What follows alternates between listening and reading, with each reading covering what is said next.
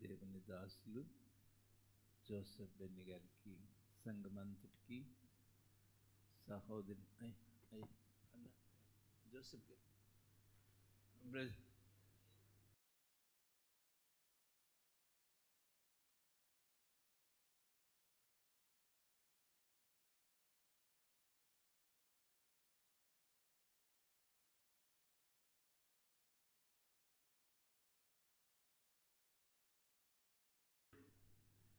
ప్రభు నాకు అనుగ్రహించిన దివ్య తరుణం కొరకు వందనాలు. ప్రభు నేను ఎంతో స్తుతిస్తున్నాను.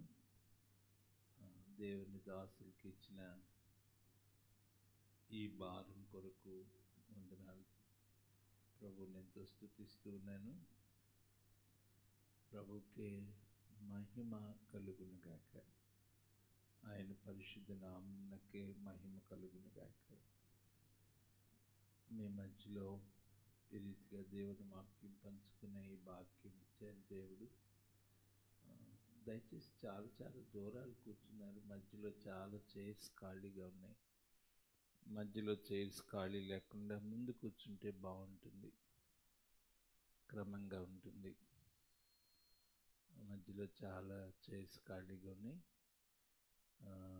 ఆ ఖాళీ ఉన్న కుర్చీస్ అన్నీ, చైర్స్ అన్నీ ఆక్యుపై చేస్తే బాగుంటుంది. Thank you. Okay.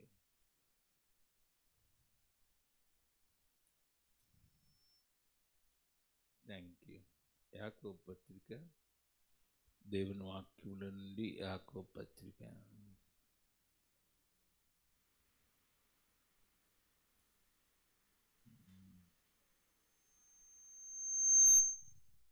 Thank you. దేవుని వాక్యముల నుండి యాకోబు పత్రిక 5వ అధ్యాయము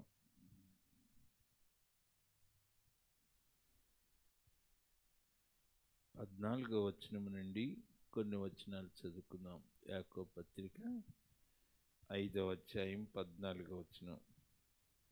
మీలో ఎవడైనను రోగి అయి ఉన్నాడా? అతడు సంఘపు పెద్దలను పిలిపించవలెను. వారు ప్రభు నామమున అతనికి నూనె రాచి అతని కొరకు ప్రార్థన చేయవలెను. విశ్వాస సహితమైన ప్రార్థన ఆ రోగిని స్వస్థపరచును. ప్రభు అతని లేపును. అతడు పాపములు చేసిన వాడైతే పాప క్షమాపణ నందును. మీ పాపములను ఒకనితో ఒకడు ఒప్పుకొనుడి. మీరు స్వస్థత నొందినట్లు ఒకని కొరకు ఒకడు ప్రార్థన చేయుడి. నీతిమంతుని విజ్ఞాపన మనపూర్వకమైనదై బహుబలము కలదై ఉండును. ఏలియా మన వంటి స్వభావం గల మనుష్యుడై వర్షింపకుండునట్లు అతడు ఆసక్తితో ప్రార్థన చేయగా 3.5 సంవత్సరముల వరకు భూమి మీద వర్షింపలేదు. అతడు మరలా ప్రార్థన చేయగా ఆకాశము వర్షమిచ్చెను, భూమి తన ఫలమిచ్చెను. ప్రభు తన పరిశుద్ధ వాక్యమును దీవించునుగాక. ఆమేన్. ప్రార్థన చేసుకుందాం. హలో బ్రదర్ బాబు, ఈ ఫ్యాన్ ఆపేసేయండి.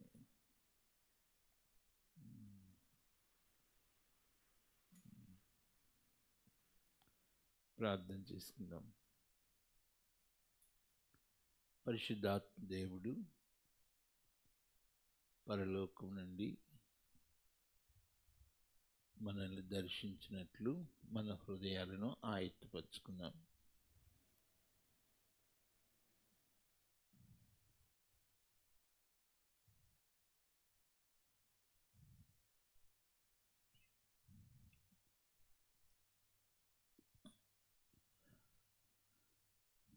ప్రేమ కలిగిన పరిశుద్ధుడు అయిన ప్రియ పరలోకపు తండ్రి,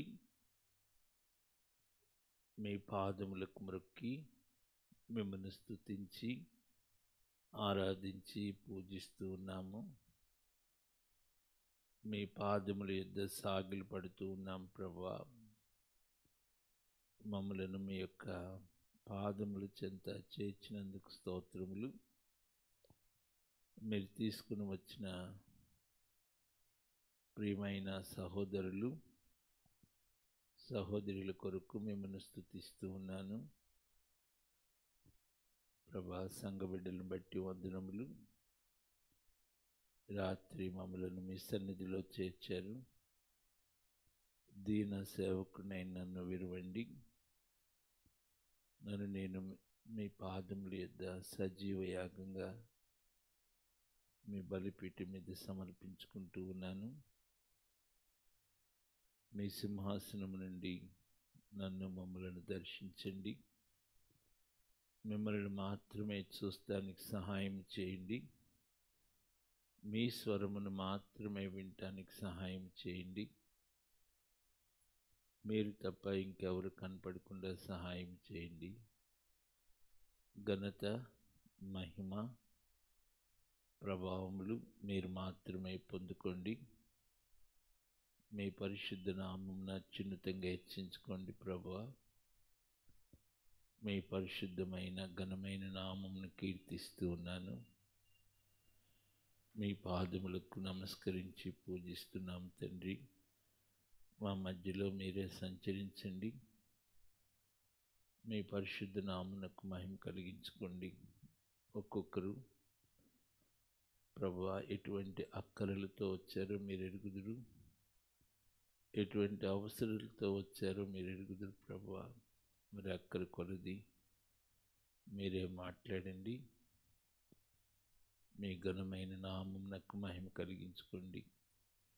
ఆది అంతు మీరే నడిపించమని స్తుతులు స్తోత్రములు చెల్లిస్తూ మీ పాదములకు నమస్కరిస్తూ మీ పాదములకు మ్రొక్కుతూ మా ప్రభువును మా రక్షకుడైన యేసుక్రీస్తు ప్రభువారి అతి పరిశుద్ధ నామమున స్తుతులతో ప్రార్థిస్తూ ఉన్నాం తండ్రి.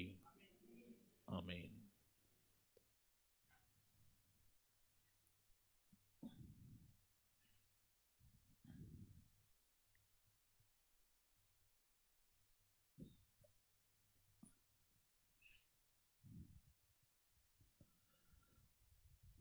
ప్రభునందు ప్రియులరా, మీ మధ్యలో దేవుని వాక్యాన్ని బోధించే ఈ మంచి సమయాన్ని ప్రభు దయచేసినందుకు ప్రభువుని ఎంతో స్తుతిస్తూ ఉన్నాను. మీరు చాలా దేవుని యొక్క వాక్యం వింటూ ఉన్నారు. నేను మరలా మీకు బోధించాల్సిన అవసరం లేదేమో అనిపిస్తూ ఉంది. వాక్యాన్ని బాగా మీరు వింటూ ఉన్నారు.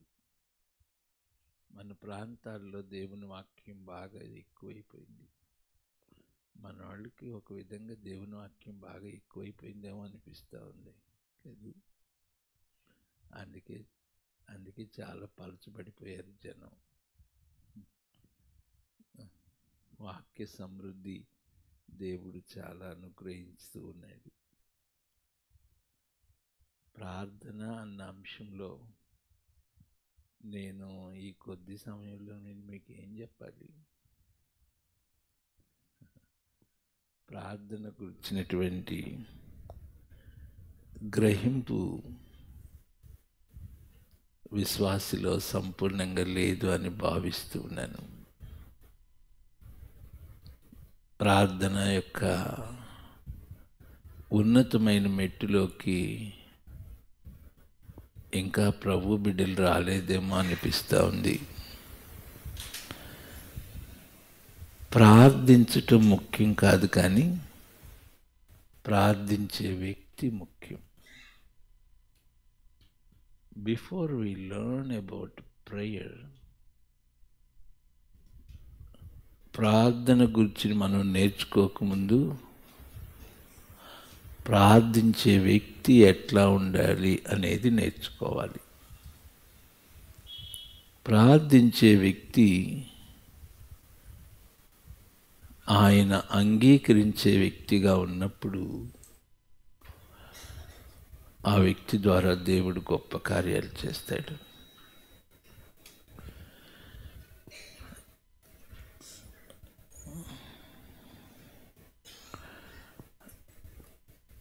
యాకోబు పత్రిక చూడండి. యాకోబు పత్రికలో ఆయన ప్రార్థన గురించి మాట్లాడాడు, కానీ ప్రార్థించే వ్యక్తిని గురించి ఎక్కువ మాట్లాడతాడు. He speaks about the man of prayer. ప్రార్థించే వ్యక్తి చాలా ముఖ్యం. నేను కొంచెం మీకు జ్ఞాపకం చేస్తాను. నేను ప్రభుచితం అయితే త్వరగా కొన్ని ప్రాముఖ్యమైన విషయాలు నేను మీతో చెప్తాను. యాకోబు పత్రిక దయచేసి చూడండి, 5వ అధ్యాయము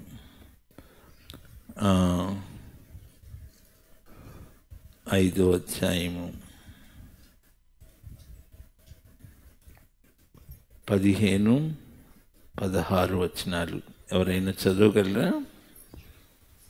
యాకోబు పత్రిక 5వ అధ్యాయం 15-16 వచనాలు ఎవరైనా చదువుతారా? విశ్వాస సహితమైన ప్రార్థన ఆ రోగిని స్వస్థపరచును, ప్రభు అతని లేపును. అతడు పాపములు చేసిన వాడైతే పాపక్షమాపణ నందును. మీ పాపములను ఒకనితోనొకడు ఒప్పుకొనుడి, మీరు స్వస్థత పొందినట్లు ఒకని కొరకు ఒకడు ప్రార్థన చేయడి. నీతిమంతుని విజ్ఞాపన మనఃపూర్వకమైనదై బహుబలము గలదయ్యుండును. చదువుమ్మా, కంటిన్యూ చేయండి. ఏలియా మన వంటి స్వభావము గల మనుష్యుడి వర్షింపకుండునట్లు అతడు ఆసక్తితో ప్రార్థన చేయగా 3.5 సంవత్సరముల వరకు భూమి మీద వర్షింపలేదు. అతడు మరలా ప్రార్థన చేయగా ఆకాశం వర్షం ఇచ్చాను, భూమి తన ఫలం ఇచ్చాను. థ్యాంక్ యూ అమ్మా. మీరు చూడండి, నీతిమంతుని విజ్ఞాపన, the prayer of a righteous man. యాకోబు ఏం మాట్లాడుతున్నాడంటే ప్రార్థన గురించి మాట్లాడట్లా, ప్రార్థించే వ్యక్తిని గురించి మాట్లాడుతున్నాడు. ఈ speaking about the man of prayer, నీతిమంతుని ప్రార్థన. మీరు వింటానంటే చాలా వర్తమానం చెప్తాను. చూడండి, యాకోబు పత్రికను చూడండి, గబగబా చెప్పేస్తాను. యాకోబు పత్రికని ఏమన్నారు అంటే శక్తి పత్రిక అన్నారు. ద ఎపిసిల్ ఆఫ్ పవర్, శక్తి పత్రిక. ఈ భూమి మీద అతి శక్తివంతమైనది ఏంటంటే ప్రార్థన. అన్నిటికంటే బహుశక్తివంతమైనది ప్రార్థన. Prayer is the most powerful weapon that God has given to us. దేవుడు మనకు అనుగ్రహించిన శక్తివంతమైన ఆయుధం ఏంటి అంటే ప్రార్థన. చూడండి, ఈ 5 అధ్యాయాల్లో 5 విధాలైన శక్తుల గురించి చెప్తాను. చూడండి, మొదటి అధ్యాయం జాగ్రత్తగా చూడండి, ద పవర్ ఎపిసిల్. మొదటి అధ్యాయం చూస్తే మొదటి అధ్యాయములో శక్తి గల వాక్యము, the power of the word. మొదటి అధ్యాయము శక్తి కలిగిన వాక్యమును గురించి మాట్లాడతాడు. చూడండి, మొదటి అధ్యాయము 21వ వచనం చూడండి. అందుచేత సమస్త కల్మషమును వెర్రవీగుచున్న దుష్టత్వమును మాని లోపల నాటబడి మీ ఆత్మలను రక్షించుటకు శక్తిగల వాక్యమును. మొదటి అధ్యాయము శక్తిగల వాక్యము, the power of the word. దేవుని వాక్యము శక్తి కలిగినది. అది లోపల నాటబడి మనలను రూపాంతరం చెందించే వాక్యము, నిన్ను ఆయన స్వారూప్యంలోనికి మలిచేటువంటి దేవుని వాక్యము. యాకోబు ఎవరయ్యా అంటే, ఈ పత్రిక రాసిన యాకోబు ఎవరో మీకు తెలుసా? ఆయన అపోస్తులలో ఒకడు కాదు. Is not one among the 12. ఈ యాకోబు పత్రిక రాసినది ప్రభు యొక్క సహోదరుడు. Is the brother of our Lord Jesus Christ. ప్రభు యొక్క సహోదరుడు. యాకోబు తన్ను తాను ఎట్లా పరిచయం చేసుకుంటాడంటే ప్రభు యొక్క దాసుడు అని పరిచయం చేసుకుంటాడు. Is a very humble man of God. యాకోబుని ఏమని పిలిచేవారంటే జేమ్స్ ద జస్ట్ అనేవాళ్ళు, అంటే నీతిమంతుడైన యాకోబు. ఈ యాకోబు మాటలు చాలా కఠినంగా ఉంటాయి, సూటిగా ఉంటాయి, చాలా డైరెక్ట్గా ఉంటాయి, చాలా ఖండితముగా ఉంటాయి అన్నమాట. ఆ దినాలలో యాకోబు చాలా గొప్పవాడు. అపోస్తలులు అందరూ కూడా యాకోబు యొక్క మాటను వినేవారు. ద ఫస్ట్ చర్చ్, ఆది సంఘములో పెద్దవాడు యాకోబు. ఏ చిన్న విషయం వచ్చినా అపోస్తలులందరూ యాకోబు దగ్గర కౌన్సిలింగ్ తీసుకునేవారు. సో యాకోబు ఆ మొదటి సంఘములో ఈజ్ ద చీఫ్ ఎల్డర్. ఒక విధంగా చెప్పాలంటే bishop of the first church అని అంటారు. చాలా గొప్పవాడు. యాకోబుని నీతిమంతుడైన యాకోబు చాలా ఖండితముగా గద్దించే వ్యక్తి. యాకోబు ఆ దినాలలో విశ్వాసులు భయంకరమైన శ్రమల గుండా వెళుతున్నప్పుడు వారిని ప్రోత్సహించడానికి, వారిని బలపరచడానికి ఈ పత్రికను ఆయన వ్రాసినట్లుగా మనం చూస్తూ ఉంటాం. ఈ యాకోబు పత్రిక ఇట్ ఈస్ ఎ వండర్ఫుల్ ఎపిసిల్, చాలా గొప్ప పత్రిక. యాకోబు ఏం చేస్తున్నాడంటే క్రైస్తవులలో, విశ్వాసుల్లో ఉన్న భయంకరమైన టెరిబుల్ వీక్నెసెస్ని, భయంకరమైన బలహీనతలను ఎత్తి చూపిస్తాడు. క్రైస్తవ జీవితంలో ఏ విధంగా క్రైస్తవ బిడ్డలు ఫెయిల్ అవుతున్నారు అనేది యాకోబు నిర్మొహమాటంగా ఖండించిన వ్యక్తి.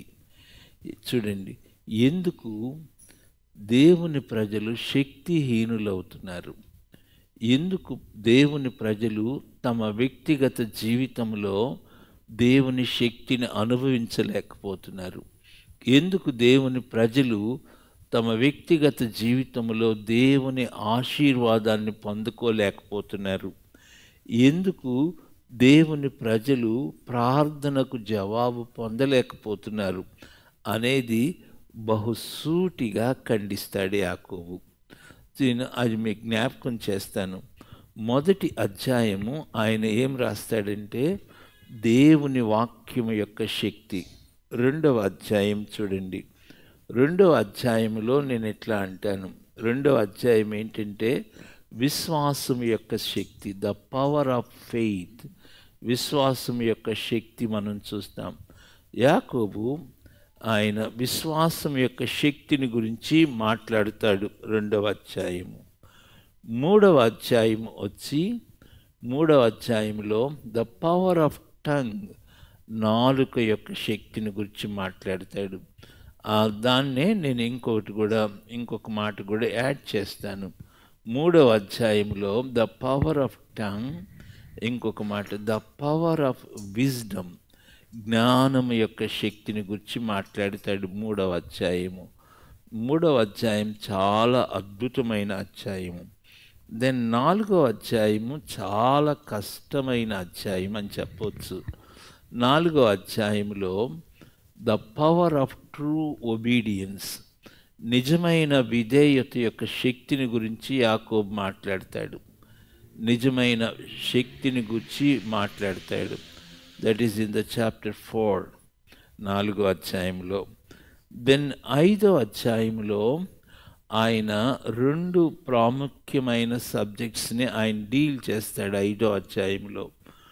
అదేంటంటే ఓర్పు యొక్క శక్తి, ద పవర్ ఆఫ్ పేషెన్స్.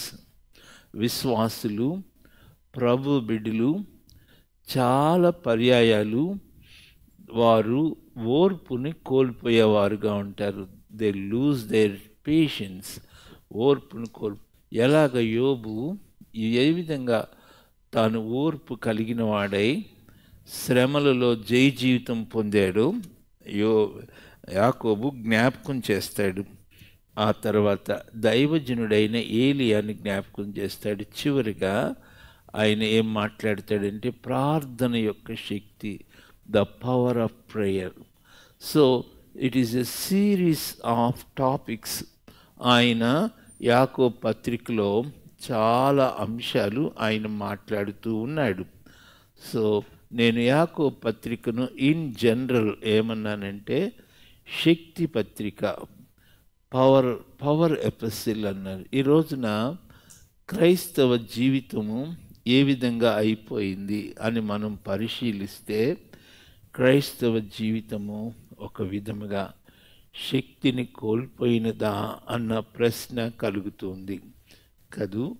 ఈ రోజున క్రైస్తవ లోకము పైకి భక్తి కలిగిన వారుగా ఉన్నారు, కానీ దాని శక్తిని ఆశ్రయించలేకపోతున్నారు. ఎందుకని? ఎందుకు ప్రభు బిడ్డలు దేవుని శక్తిని ఆశ్రయించలేకపోతున్నారు అనేది దేవుని సేవకుడు యాకోబు చెప్తాడు. యాకోబు పత్రిక జాగ్రత్తగా చూడండి. యాకోబు తను ప్రార్థన గురించి మాట్లాడకముందు ప్రార్థించే వ్యక్తి గురించి మాట్లాడతాడు. నీ వ్యక్తిగత జీవితం చాలా ప్రాముఖ్యం. Before you enter in to the prayer, మీరు ప్రార్థనలో ప్రవేశించకముందు మీ జీవితం చాలా ముఖ్యం. సో ప్రార్థించే వ్యక్తిని దేవుడు మొదట చూస్తాడు. మీరు గుర్తుపెట్టుకోండి. ఓకే, ఒక చిన్న మాట నేను మీతో చెప్తాను. సమూయేలు మొదటి గ్రంథం దయచేసి చూడండి.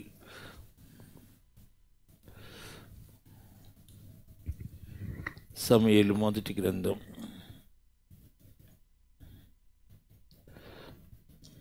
7వ అధ్యాయానికి రండి.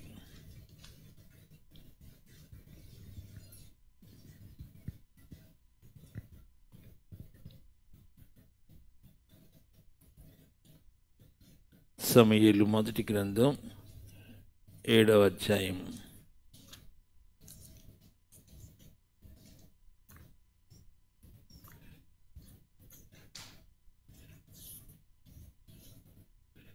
7వ అధ్యాయం దయచేసి చూడండి.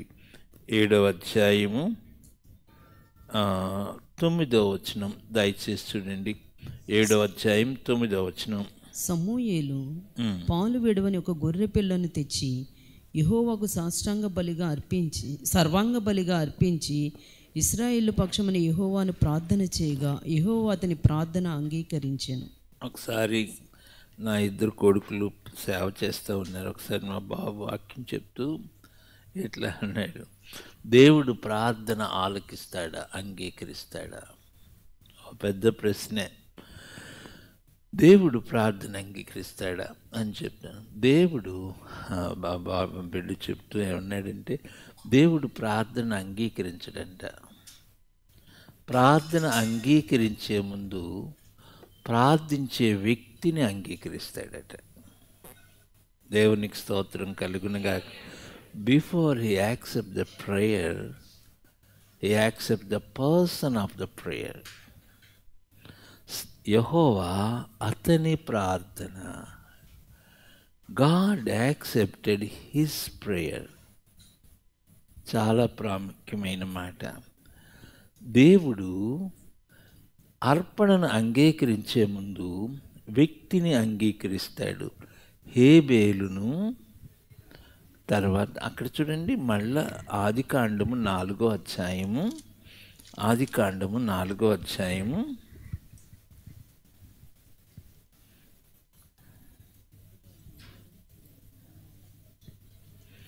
ఆదికాండం 4వ అధ్యాయము 4వ వచనం చూడండి. 4:4. హేబేలు కూడా తన మందలో తొలిచూలిన పుట్టిన వాటిలో కొవ్విన వాటిని కొన్ని తెచ్చెను.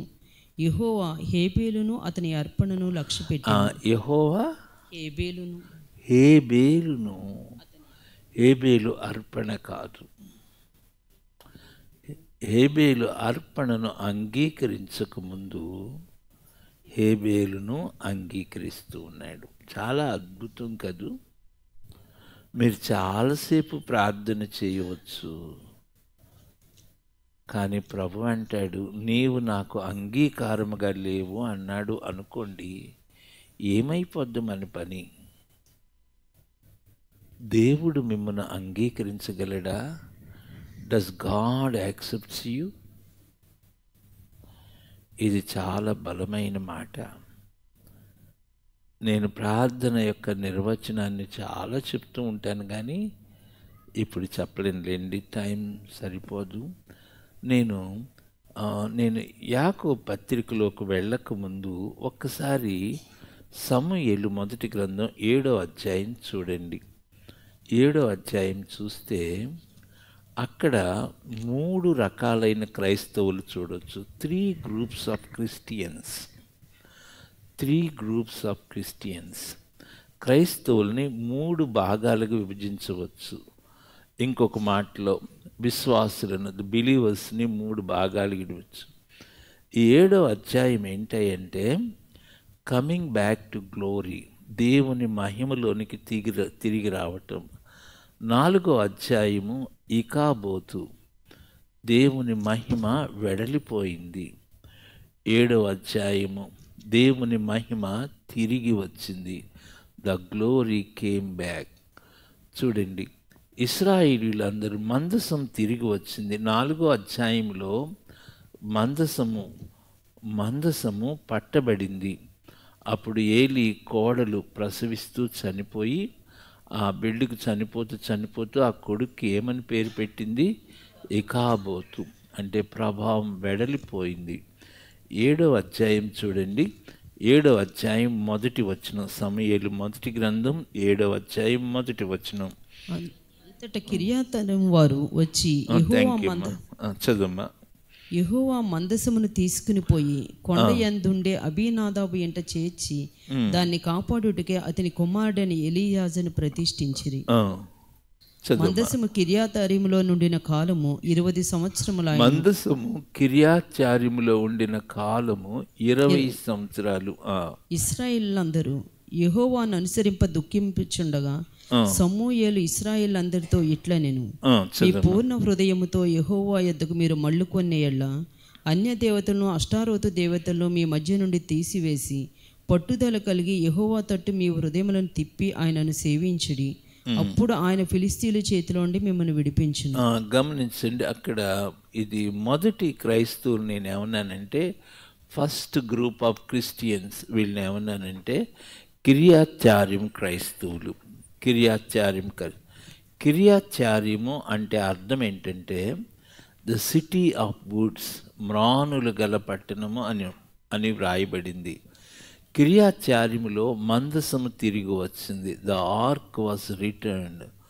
మందసం వచ్చింది, కానీ దెర్ ఇస్ నో పవర్, దేవుని యొక్క శక్తి లేదు. వారు ఫిలిస్తీయుల నుంచి విడుదల పొందలేదు. ఇశ్రాయేలీయులు యెహోవాను దుఃఖించుచుండిరి. అక్కడ 7వ అధ్యాయం చూడండి. కొండయందు 1వ వచనం. కొండయందుండే అబీనాదాబు ఇంట దేవుని మందసం చేర్చారు.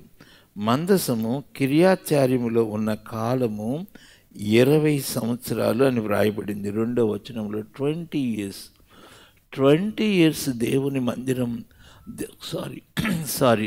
20 years దేవుని మందసం కిర్యాతయిములో అబీనాదాబు ఇంటిలో ఉంటుంది, కానీ దెర్ ఇస్ నో పవర్, దేవుని యొక్క శక్తి లేదు. 20 years దేవుని మందసం కిర్యాతయిములో ఉంటుంది, ఫిలిస్తీయులపై విజయం లేదు. 20 years దేవుని మందసం ఉంటుంది, కానీ దేవుని ఆశీర్వాదం లేదు. This is the condition of the Christians. చూడండి, కిర్యాతయిములో ఉన్న క్రైస్తవులను అడిగితే వాళ్ళు ఏమంటారు? మేము సీనియర్ మోస్ట్ క్రిస్టియన్స్ అండి, మేము మా దగ్గర చూడండి మందసం ఉంది, దేవుని వాక్యం ఉంది, మేము 20 years బ్యాకే దేవుని మందసము తీసుకొని వచ్చామండి అని చెప్తారు. మరి ఫిలిస్తీయులపై జయముందా అండి అని అడిగితే ఏమంటారు? జయం లేదు. దేవుని ఆశీర్వాదం ఉందా అంటే లేదు. ఎందుకని? వై? మీకు ఇంకో విషయం చెప్పనా? సమూయేలు 2వ గ్రంథము 6వ అధ్యాయం 11వ వచనం. కొంచెం ఫాస్ట్గా. సమూయేలు 2వ గ్రంథం 6వ అధ్యాయం 11వ వచనం. యెహోవా మందసము 3 నెలలు గిత్తీడగు ఒబేదేదోము ఇంటిలో ఉండగా యెహోవా ఒబేదేదోమును అతని ఇంటి వారిని అక్కడ గమనించండి, ఒబేదేదోము ఇంటిలో ఓన్లీ 3 months దేవుని మందసం ఉంటుంది. God blessed the house of Obededom. ఒబేదేదోమును అతని ఇంటి వారిని బహుగా ఆశీర్వదించాడు దేవుడు. ఆ విషయాన్ని తెలుసుకున్న దావీదు తాను అసూయపడి, అయ్యో నా ఆశీర్వాదం అంతా పోతుంది అని చెప్పి మందసాన్ని తీసుకుని వస్తాడు దావీదు పురంలోనికి. ఇక్కడ గమనించండి, 20 సంవత్సరాలు దేవుని మందసం ఉంది, కానీ దెర్ ఇస్ నో బ్లెస్సింగ్, ఆశీర్వాదం లేదు. ఎందుకని? వై? సమూయేలు నిలబడి ఇశ్రాయేలుతో చెప్పింది ఏంటంటే చాలా సూటిగా చెప్తాడు.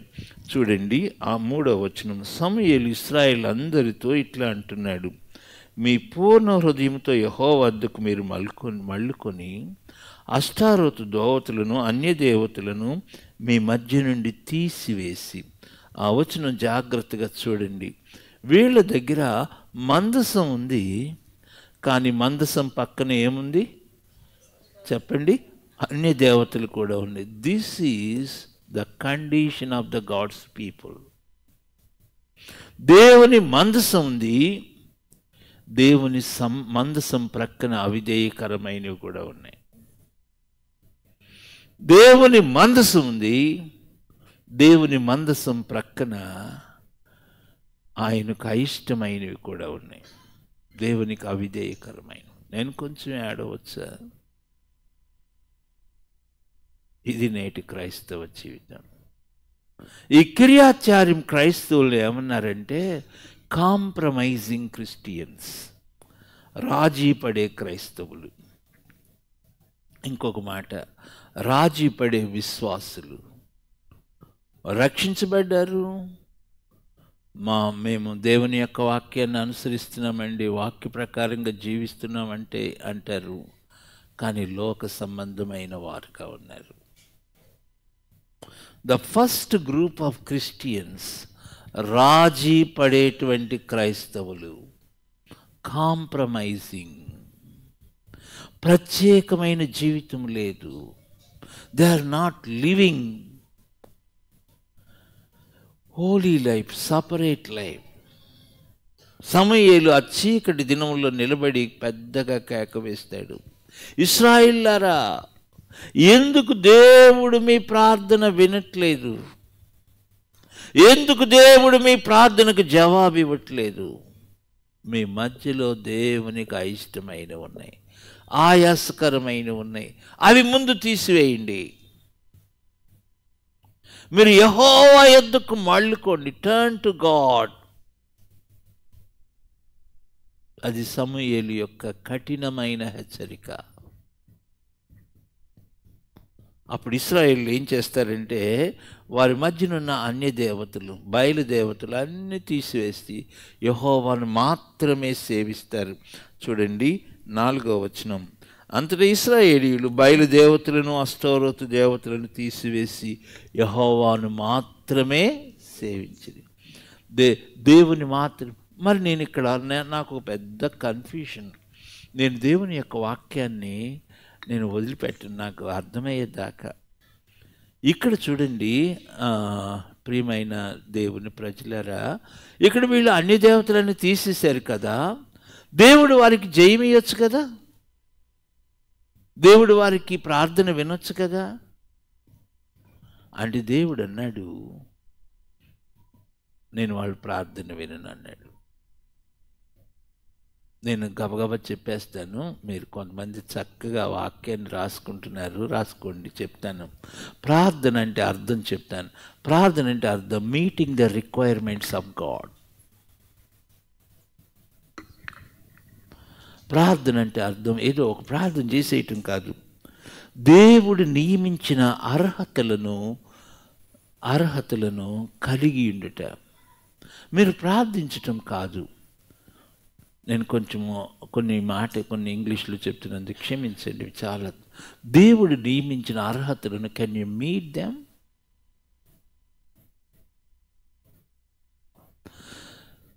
నేను ఇట్లా దేవునితో మాట్లాడదాను, దేవా వీళ్ళు అన్ని దేవతలన్నీ తీసేశారు కదా, పట్టుదల కలిగి సేవిస్తున్నారు కదా, వారి ప్రార్థన వినొచ్చు కదా అని దేవుడిని అడిగితే దేవుడు ఏమంటాడు?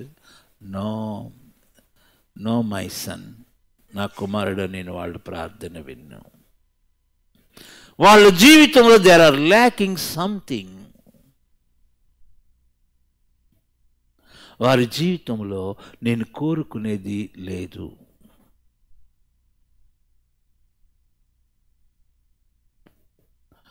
అప్పుడు సమూయేలు ఏం చేస్తున్నాడంటే కిర్యాత్యారీం నుండి హయ్యర్ లెవెల్కి తీసుకువెళ్తున్నాడు, సెకండ్ లెవెల్. ఇదేంటంటే మిస్పా ప్రార్థన. So now they are coming to Mizpah. గమనించండి 5వ వచనం. అంతటి సమూయేలు ఇశ్రాయేలులందరినీ మిస్పాకు పిలువనంపుడి. మిస్పా అంటే అర్థము గోపురము అని అర్థం, టవర్. అక్కడ ఇశ్రాయేలులందరూ అక్కడ చేరి, మొత్తం ఇశ్రాయేలులందరూ చేరి ఏం చేస్తారంటే పిలువనంపుడి. నేను మీ పక్షమున యెహోవాను ప్రార్థన చేతునని చెప్పగా వారు మిస్పాలో కూడుకొని నీళ్లు చేది యెహోవా సన్నిధిని కుమ్మరించి ఆ దినం ఉపవాసం ఉండి యెహోవా దృష్టికి మేము పాపాత్ములను ఒప్పుకొండ్రి. మిస్పాలో సమూయేలు ఇశ్రాయేలులకు న్యాయం తీర్చుతూ వచ్చెను. ఇశ్రాయేలీలు మిస్పాలో కూడి ఉన్న ఫిలిష్తీయులు విన్నప్పుడు ఫిలిష్తీయుల సర్దారులు ఇశ్రాయేలు మీదకు వచ్చిరి. అప్పుడు ఆ సంగతి విని ఇశ్రాయేలు అంటారు సమూయేలుతో, మా నిమిత్తం ప్రార్థన చేయటం మానవద్దు అంటాడు. చూడండి, నా వైపు చూడండి. ఇప్పుడు కిర్యాత్యారీముల నుండి వాళ్ళు కొంచెం హయ్యర్ లెవెల్కి వస్తున్నారు. మిస్పాలో వాళ్ళు ఎట్లా కూడుకున్నారు? వాళ్ళు ప్రత్యేకంగా ఉన్నారు. ఇప్పుడు మిస్పాలో ఉన్నప్పుడు వారి దగ్గర విగ్రహాలు లేవు. వారు విగ్రహాలను తీసివేశారు, ప్రత్యేకించుకున్నారు, పట్టుదలతో ప్రభువుని సేవిస్తున్నారు. మిస్పా యొక్క అనుభవం ఏంటంటే వాళ్ళు నీళ్లు చేది యెహోవా సన్నిధిని కుమ్మరించారు కదా. నీళ్లు చేది యెహోవా సన్నిధిని కుమ్మరించి మేము పాపాత్ములను ఒప్పుకున్నారు కదా. పాపాత్ములను ఒప్పుకున్న, వెరీ గుడ్. ఇంకా ఏం చేశారు? ఉపవాసం ఉండి వారు ప్రార్థన చేస్తున్నారు కదా. మీరు గమనించండి, మిస్పా అనుభవం it is a higher level, ఒక ఉన్నతమైన అనుభవం. మిస్పాలో చాలా బ్యూటిఫుల్. చూడండి, వాళ్ళు పశ్చాత్తాపడుతున్నారు, మేము పాపాత్ములమని ఒప్పుకుంటున్నారు. ఇంకా ఏం చేస్తున్నారు? నీళ్లు చేది కుమ్మరిస్తున్నారు కదా. ఇంకా ఏం చేస్తున్నారు? ఉపవాసం ఉన్నారు.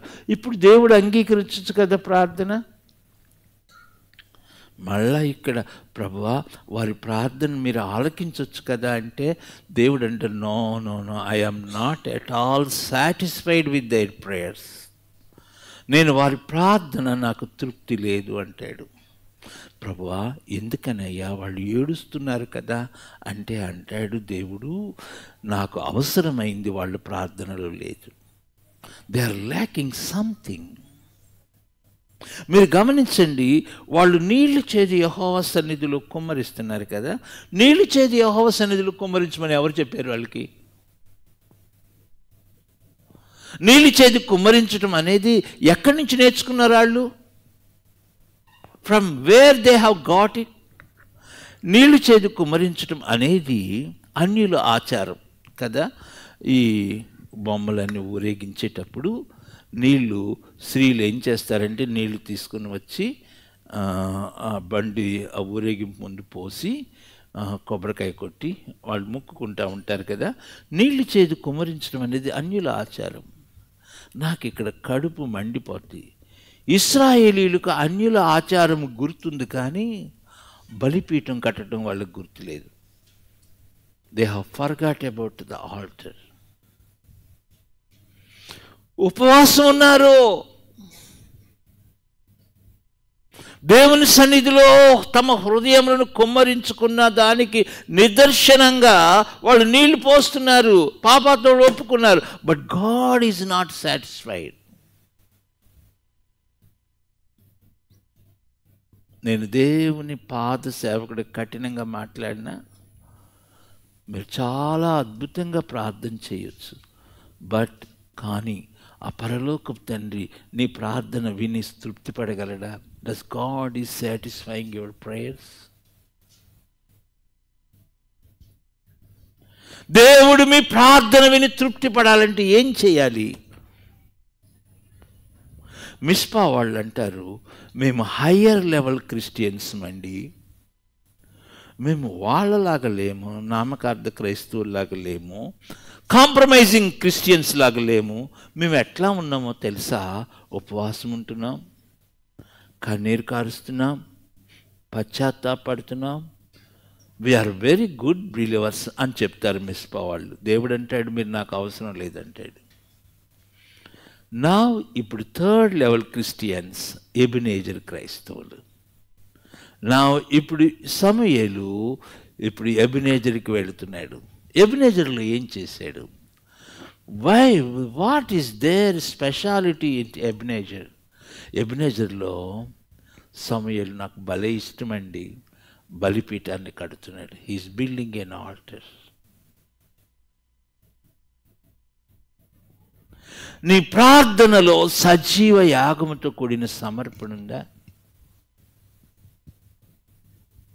నీ ప్రార్థన జీవితంలో సర్వాంగ బలి ఉందా? నీ ప్రార్థన జీవితంలో సిలువ వేయబడిన అనుభవం ఉందా? Do you have the life of the crucifixion? నీ శరీరం ఇంకా ఉంటే దేవుడు నీ ప్రార్థన ఆలకించడు.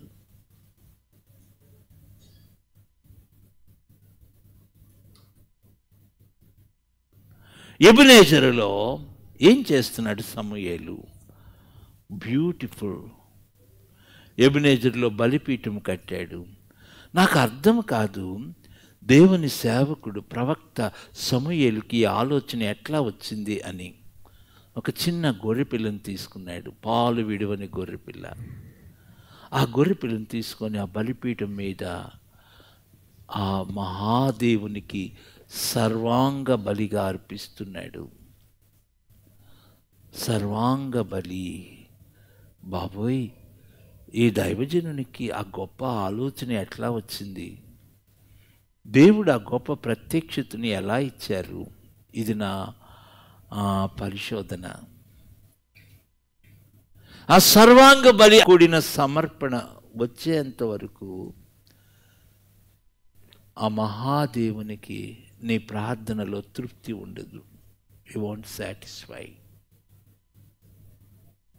చూడండి దయచేసి సమూయేలు 7వ అధ్యాయం దయచేసి చూడండి. నేను చదువుతాను 9వ వచనం.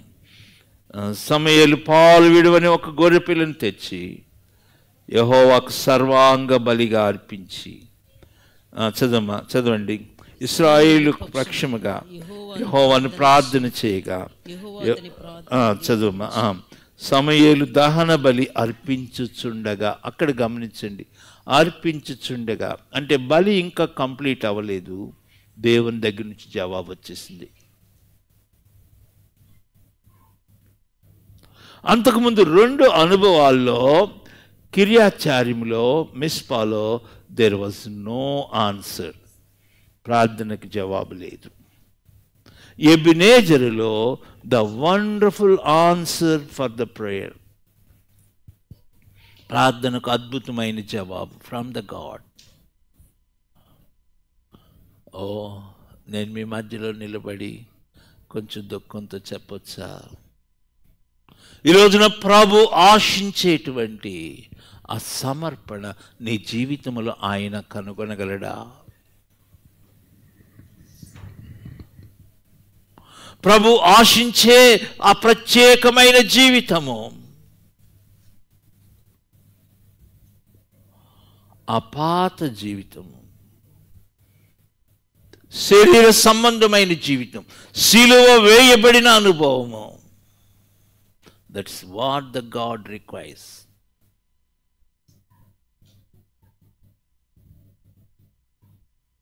నేను 7వ అధ్యాయాన్ని ఆధారం చేసుకొని ఒక మాట చెప్తా ఉంటాను. నేను తరచు పాస్టర్స్కి ప్రేయర్ కాన్ఫరెన్స్ పెడతా ఉంటాం. 7వ అధ్యాయంతో ధ్యానం చేసిన ప్రభు నాతో మాట్లాడిన మాట ఏంటి? It's not prayer, but it is the meeting the requirements of God. దేవుని అర్హతలను కలిగి ఉండుట, వాట్ గాడ్ రిక్వైర్స్. నీ నుండి దేవుడు ఏం కోరుకుంటున్నాడు?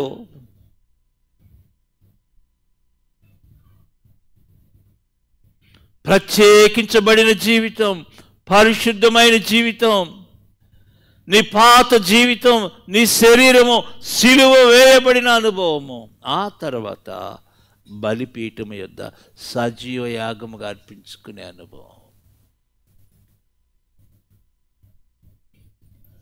ఇంకా బలి అర్పణ పూర్తి కాలేదండి, ఇంకా ప్రార్థన పూర్తి కాల, ఇంకా బలిపీఠము నుండి సమూయేలు బయలుదేరి బయటికి కూడా రాలా, పక్కకు కూడా రాలా. ప్రభు జవాబు ఇవ్వటం మొదలు పెట్టేశాడు. కిర్యాత్యారీములో 20 years, but there is no answer. మిస్పాలో ప్రార్థన చేస్తున్నారు కానీ but there is no answer. ప్రభు యొద్ద నుండి జవాబు లేదు. ఇంకా ఫిలిష్తీయులు వస్తూనే ఉన్నారు. మిస్పాలో ప్రార్థన చేస్తున్నారు, ఇంకా ఫిలిష్తీయులు వచ్చి మీద పడతానే ఉన్నారు. ఓ భయంకరమైన శోధనలు. Why there is no answer for prayer? కొంచెము రాత్రి వేళ కన్నీళ్లతో ప్రభు యొక్క పాదాలు ఎత్తుకొద్దామా? దేవుడు ఆశించేది నీ జీవితంలో ఆయన చూడగలడా? దేవుని పరిశుద్ధమైన కన్నులు నీ జీవితాన్ని చూసినప్పుడు, నీ హృదయాన్ని చూసినప్పుడు, that God can accept you. దేవుడు నిన్ను అంగీకరించగలడా?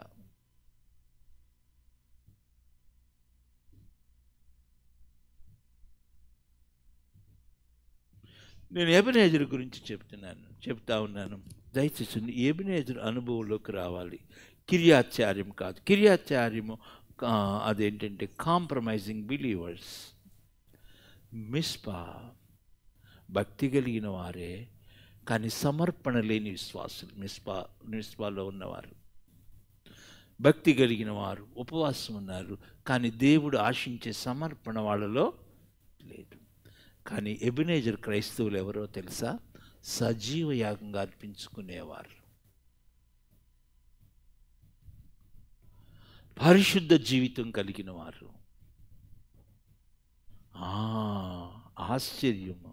ఎబెనేజర్ యొక్క అనుభవం ఏంటంటే చెప్తాను వినండి. ప్రార్థనకు జవాబు పొందటం మాత్రమే కాదు, శత్రువుల మీద జయం పొందటమే మాత్రమే కాదు. ఆశ్చర్యం ఏంటో తెలుసా? ఎబెనేజర్ 14వ వచనం చదువుతారా? 14 చదవండి. మరియు ఫిలిష్తీయులు ఇశ్రాయేలు యొద్ద నుండి పట్టుకున్న పట్టణములు ఇశ్రాయేలుకు తిరిగి వచ్చెను. ఎక్రోన్ నుండి గాతు వరకును గ్రామములను వాటి పొలములను ఇశ్రాయేలు ఫిలిష్తీయుల చేతిలో నుండి విడిపించిరి. అక్కడ మళ్ళీ చదవమ్మా 14వ వచనం. మరియు ఫిలిష్తీయులు ఇశ్రాయేలు యొద్ద నుండి పట్టుకున్న, అక్కడ గమనించి, not only victory but there is a restoration. కోల్పోయిన పట్టణాలు, కోల్పోయిన పొలాలు, కోల్పోయిన గ్రామాలు మొత్తం ఎవ్రీథింగ్ ఈజ్ కమింగ్ బ్యాక్. దేవునికి స్తోత్రం కలుగును గాక. Hallelujah. That is the Ebenezer. నువ్వు ఎన్ని సంవత్సరాలు ఎంత నష్టపోయావో అది దేవుడు ఎబెనేజర్లో తిరిగిస్తున్నాడు.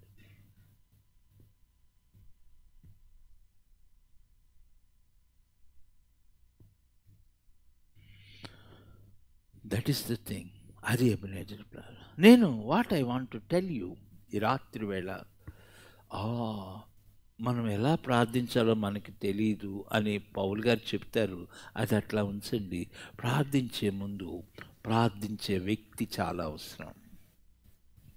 How you are. అపోస్తలుడు ఏమంటాడంటే, మనం ఎలాగ ప్రార్థన చేయాలో, యుక్తముగా ఎలాగ ప్రార్థన చేయాలో, ఇంగ్లీష్ బైబిల్లో we don't know what to pray, how to pray. మనం ఎలా ప్రార్థన చేయాలో మనకు తెలీదు అంటాడు. నేను మీకు ఈ రాత్రి వేళ చెప్పిన, ప్రార్థించే వ్యక్తి చాలా ఇంపార్టెంట్. నేను ఇక్కడి నుంచి కొంచెము మిమ్మల్ని ఇక్కడికి తీసుకువెళ్తాను. మళ్ళీ యాకోబు పత్రిక రండి. ప్రార్థించే వ్యక్తి, విశ్వాసి, the personality of believer, that is very very important. అది నేను మీకు కొంచెం యాకోబు పత్రికలో నుంచి మీకు చూపించేసి నేను ముగింపులోనికి తీసుకుని వెళ్తాను. నీతిమంతుని యొక్క విజ్ఞాపన, the prayer of A righteous person. The prayer of the intercession of a righteous person. నీతిమంతుని విజ్ఞాపన. అక్కడ కొన్ని లక్షణాలు చెప్తున్నాడు. మనఃపూర్వకమైనదై, బహుబలము, భలే బలమైన మాట అండి. It's a mighty in power. విశ్వాస సహితమైన ప్రార్థన, మనఃపూర్వకమైన ప్రార్థన, నీతిమంతుని ప్రార్థన. మరి నన్ను నిద్రపోనీయకుండా చెప్పిన మాట, దేవుడు చెప్పిన మాట మీకు ఈ రాత్రి చెప్పి నేను ముగింపులోని తీసుకువెళ్తాను. దయచేసి 15వ వచనం చూడండి. యాకోబు పత్రిక 5:15. విశ్వాస సహితమైన ప్రార్థన ఆ రోగిని స్వస్థపరచును, ప్రభు అతన్ని లేపును. 14వ వచనం చదువుతారండి. మీలో ఎవడైనా రోగి అయి ఉన్నాడా, అతడు సంఘపు పెద్దలను పిలిపింపవలను. వారు ప్రభు నామములను అతనికి నూనె రాసి అతని కొరకు ప్రార్థన చేయవలను. 15. విశ్వాస సహితమైన ప్రార్థన ఆ రోగిని స్వస్థపరచును, ప్రభు అతన్ని లేపును. అతడు పాపములు చేసిన వాడైతే పాపక్షమాపణ నొందును. కంటిన్యూ. మీ పాపములను ఒకరితో గమనించండి. మీ పాపములు ఒకరితో ఒకడు ఒప్పుకొనడి. మీ పాపములను ఒకరితో ఒకడు, కొంచెం పెద్దగా చెప్పండి. మీ పాపములు, మన పాపములు ఒకరితో ఒకరు ఒప్పుకోవాలా, ఏ దేవుని దగ్గర ఒప్పుకోవాలా? వినపడలే నాకు. మామూలు జనరల్గా. మరి యాకోబు ఒకరితో ఒకరు ఒప్పుకోమంటున్నాడు ఏంటి?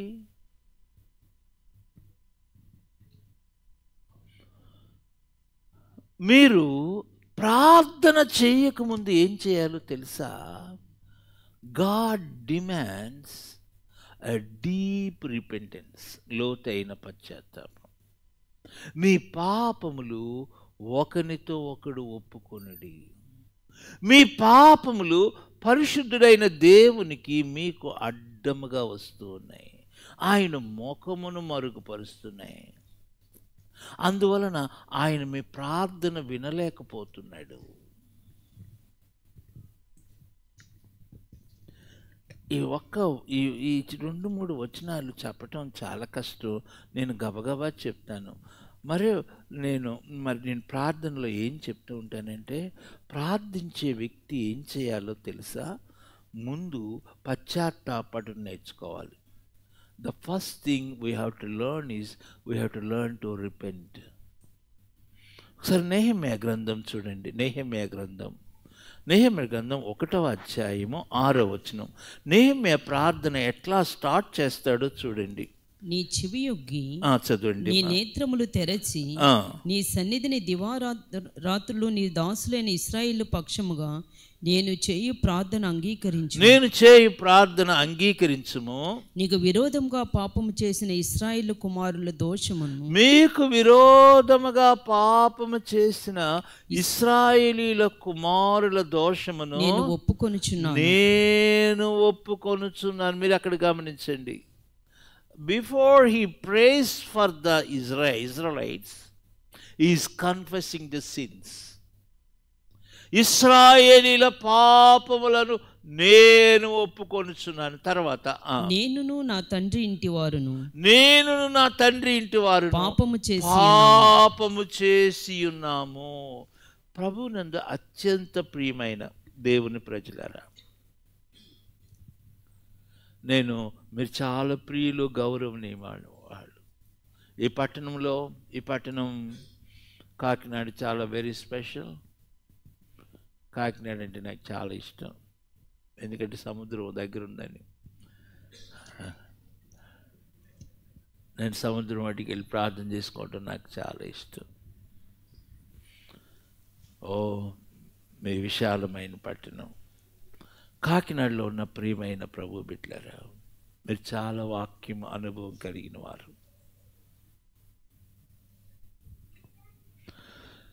మన యొక్క ప్రార్థన పరిశుద్ధుడైన దేవుడు అంగీకరించాలంటే, ప్రార్థనకు పూర్తి స్థాయి జవాబు మనం పొందాలంటే, పూర్తి స్థాయి దేవుని కార్యమును మీ జీవితాల్లో చూడాలి అంటే, పూర్తి స్థాయి అని అంటున్నాను, full extent of God's blessing నువ్వు పొందాలి అంటే నీ జీవితంలో నేర్చుకోవాల్సింది ఏంటో తెలుసా?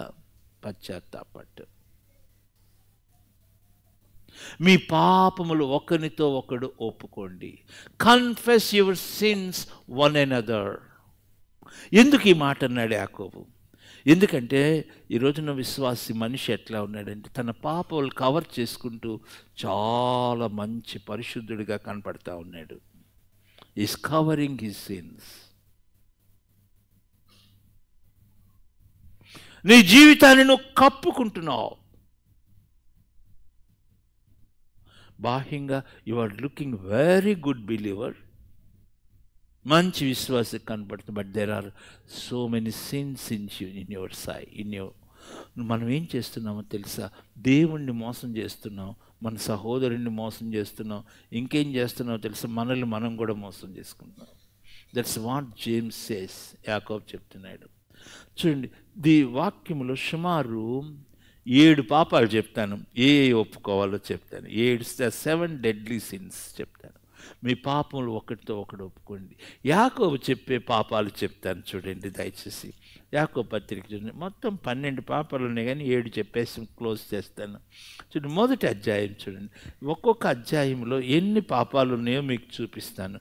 మొదటి అధ్యాయంలో ఉన్న పాపం చూడండి, వాక్యానుసారముగా జీవించని పాపం. ఇది చాలాసార్లు మనం పాపముగా ఎంచము. But in the sight of God, దేవుని దృష్టిలో that is a crucial terrible sin. మీరు వాక్యం వినువారు మాత్రమే ఉన్నారు, కానీ దాని ప్రకారం జీవించట్లేదు. మరి లోకంలో ఉన్న వాళ్ళందరూ వాళ్ళు వేరే వాళ్ళని మోసం చేస్తే మనం స్పెషల్ అంటండి. మనమే ఇంతకన్నా ఘోర మోసం ఆయన ఇంకెక్కడ ఉందండి? You are deceiving yourself. భక్తి అనే ముసుగులో మనం మోసం చేసుకుంటున్నామా? కొంచెం చెప్పనా, కొంతమంది భలే భక్తిగా ఉంటారండి, కానీ సొంత అన్నయ్యని సొంత తమ్ముడిని ప్రేమించరండి. కొంతమంది భలే భక్తిగా ఉంటారండి, తోటి విశ్వాసిని ప్రేమించలేరండి. వాళ్ళకి వందనాలు చెప్పలేరు, జస్ట్ ప్రైజ్ ది లార్డ్ చెప్పలేరు. వాళ్ళ కడుపులో ద్వేషం ఉంది.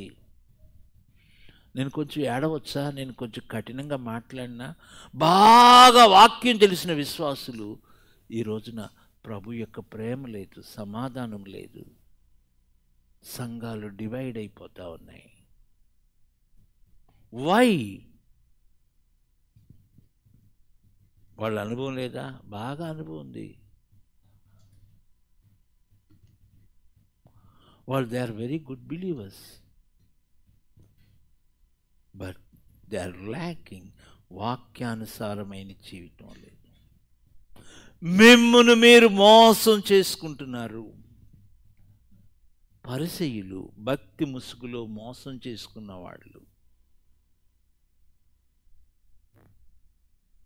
కాదు. మొదటి పాపము వాక్యానుసారంగా జీవించిన పాపం. 2వ అధ్యాయం చూడండి. 2వ అధ్యాయం మొదటి నుంచి 13 వరకు.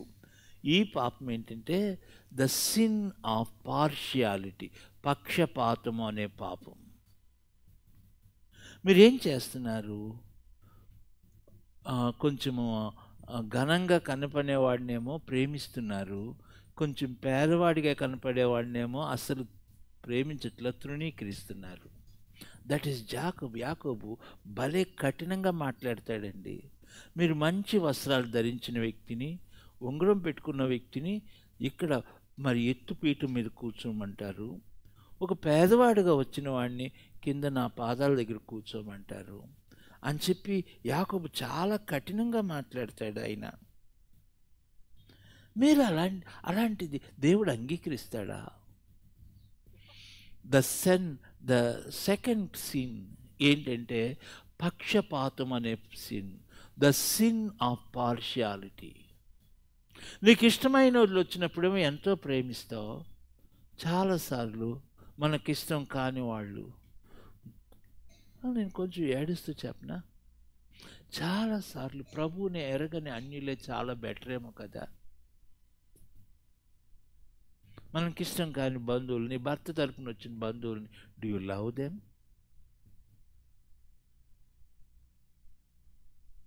The sin of partiality. Then 14వ వచనం నుండి చూడండి, క్రియలు లేని విశ్వాసం గురించి మాట్లాడతాడు ఆయన. That's the third sin.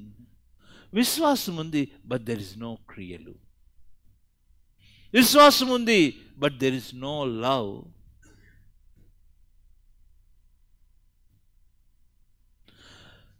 చాలా సూటిగా భయంకరమైన కఠినమైన భాషలో యాకోబు రాస్తాడండి.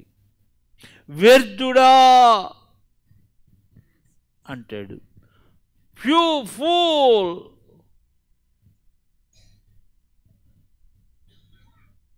క్రియలు లేని విశ్వాసం దేవునికి అంగీకారం అనుకుంటున్నావా? అది మృతము, dead faith. That is a sin in the sight of the Lord. Then 3వ అధ్యాయానికి రండి. 3వ అధ్యాయం, బట్ యూజింగ్ యువర్ టంగ్, అదే నాలుగుతో నీ సహోదరునికి ప్రైజ్లాట్ చెప్తావు, ఇంకో సహోదరుని ఏమో ద్వేషిస్తావు. That is the sin.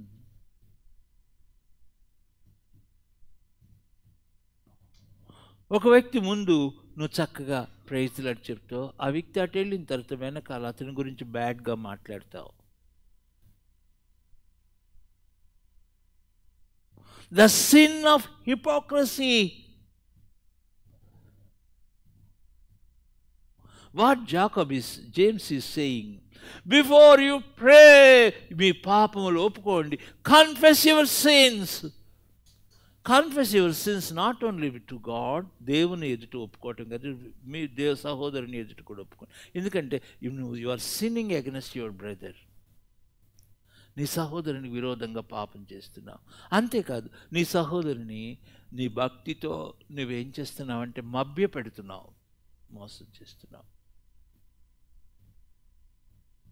ఇంకా 3వ అధ్యాయంలో అంటాడు, మీ హృదయంలో సహింపనలవి కాని మత్సరం ఉంది, వివాదం ఉంది, తర్కం ఉంది. You have enmity against your brother. చూడండి, మీ హృదయంలో సహింపనలవి కాని మత్సరం ఉంది. చూడండి కింద ఎన్నో వచనము, 14వ వచనం. అయితే మీ హృదయములలో సహింపనలవి కాని మత్సరమును వివాదమును ఉంచుకుని వారైతే అతిశయపడదు. What you are keeping inside your heart.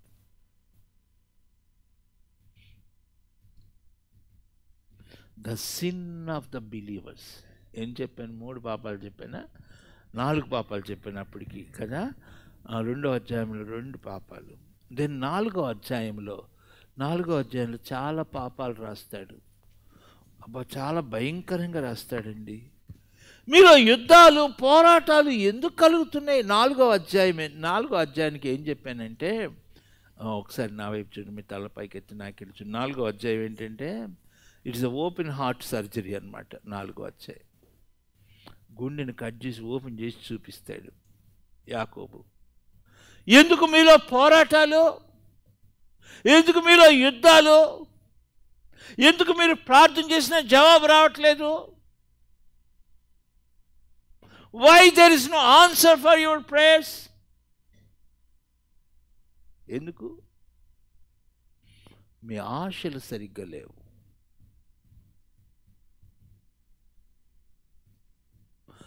మీ ఆశలు, మీ ఇంటెన్షన్స్ ఎట్లా ఉన్నాయంటే, దాన్ని నేను ఏమన్నానంటే అన్బెండింగ్ ఇంటెన్షన్స్. అంటే మీ హృదయంలో మీరు దేవునికి లోబడే స్థితి లేదు. మీరు అనుకున్నది కావాల్సిందే, దానికోసం యుద్ధాలు అయినా చేస్తారు, ఎంత గొడవ అయినా చేస్తారు. మీరు చేయాలనుకుంది చేయాల్సిందే, అంతే. అందువల్ల యుద్ధాలు, పోరాటాలు, అందువల్ల సమాధానం లేదు ఇంట్లో. కుటుంబంలో భర్తకి భార్యకి మధ్యలో సమాధానం, వాళ్ళు అనుకున్నది చేయాల్సిందే. మీరు ప్రార్థన చేస్తున్నప్పటికీ దేవుని దగ్గర జవాబు లేదు. ఎందుకో తెలుసా? మీరు అడిగినా కానీ మీ సొంత స్వార్థం కొరకు అడుగుతున్నారు, దేవుని మహిమ కొరకు అడగట్లేదు, మీ భోగేచ్ఛల నిమిత్తం అడుగుతున్నారు. అందువల్ల మీరు పొందట్లేదు. ఇంకా ఆయన ఏమంటాడంటే, వ్యభిచారులారా, వెరీ హార్డ్ వర్డ్స్ వాడతాడు జేమ్స్. వ్యభిచారులారా, ఇక్కడ ఇంక నాలుగో పాపమా 5వ పాపం, 1 2 3 4 5 ఏంటి తెలుసా? లోక స్నేహము. అవిశ్వాసులతో జోడుగా ఉండేది. This the sin of believers. మీరు ఎవరితో స్నేహం చేస్తున్నారు? లోకముతో స్నేహం చేస్తున్నారు. The sin number 4. Sin number 4, ద్విమనస్కులారా, డ్యూయల్ మైండ్. ద్విమనస్సు. కొంచెం దేవుని మందిరానికి రావాలంటుంది, కొంచెం లోకంలోకి వెళ్ళాలంటుంది. కొంచెం దేవుని కొరకు జీవించాలని ఉంటుంది, కొంచెము లోకాశలు, మరి లోకం కోసం వెళ్దాం అనుకుంటారు. ద్విమనస్కులారా. విశ్వాసులో ఉండే 2 టెరిబుల్ థింగ్స్ని 4వ అధ్యాయంలో చెప్తాడు. Dual mind. ఈ రోజున యవ్వన బిడ్డలు ప్రభు కొరకు జీవించాలి అనుకుంటారు, అటు లోకంలోనికి వెళ్ళాలనుకుంటారు. నేను మీకు ప్రార్థన గురించి చాలా అధ్యాయాలు నేను చెప్పవచ్చు, కానీ ఈరోజు పరిశుద్ధాత్మ దేవుడు నాకు ఇచ్చిన అంశం ఏంటంటే, ప్రార్థించే వ్యక్తి,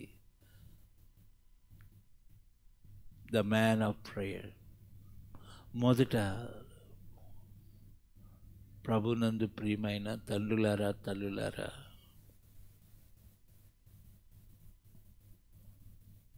దేవునికి ఇష్టమైన ప్రార్థించే వ్యక్తిగానే ఉండగలవా?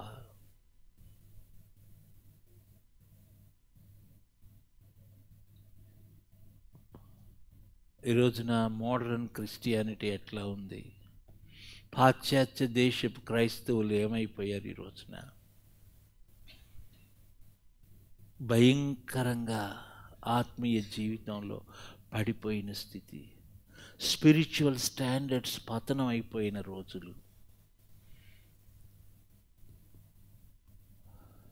దేవుడు ఆశించే ఆ ప్యూరిటీ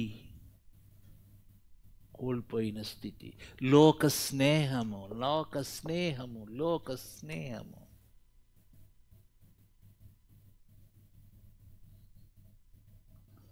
లోకము is coming in to the heart of believers. లోక స్నేహము విశ్వాస జీవితం లోపలికి వచ్చేస్తుంది.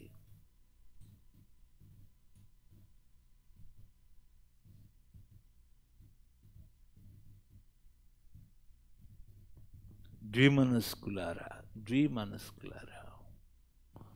చాలామంది గొప్ప విశ్వాసులు పడిపోవటానికి గల కారణం ఏంటో తెలుసా? డ్యూయల్నెస్, డ్యూయల్ నేచర్, డ్యూయల్ మైండ్, ద్వంద్వ స్వభావం. అక్కడ ఇది చాలా జీలు ఉన్నాయి చూడండి. 2 నాలుకలు, 2 స్వభావాలు, ఓకే, 2 మనస్సులు. 4వ అధ్యాయం 3వ అధ్యాయంలో 2 నాలుకలు, 2 స్వభావాలు, 2 మనస్సులు. ఇటు దేవుని వాక్యం చదువుతున్నావు, అటు చూడకూడని చూస్తున్నావు, మాట్లాడకూడని మాట్లాడుతున్నావు. Does God accepts?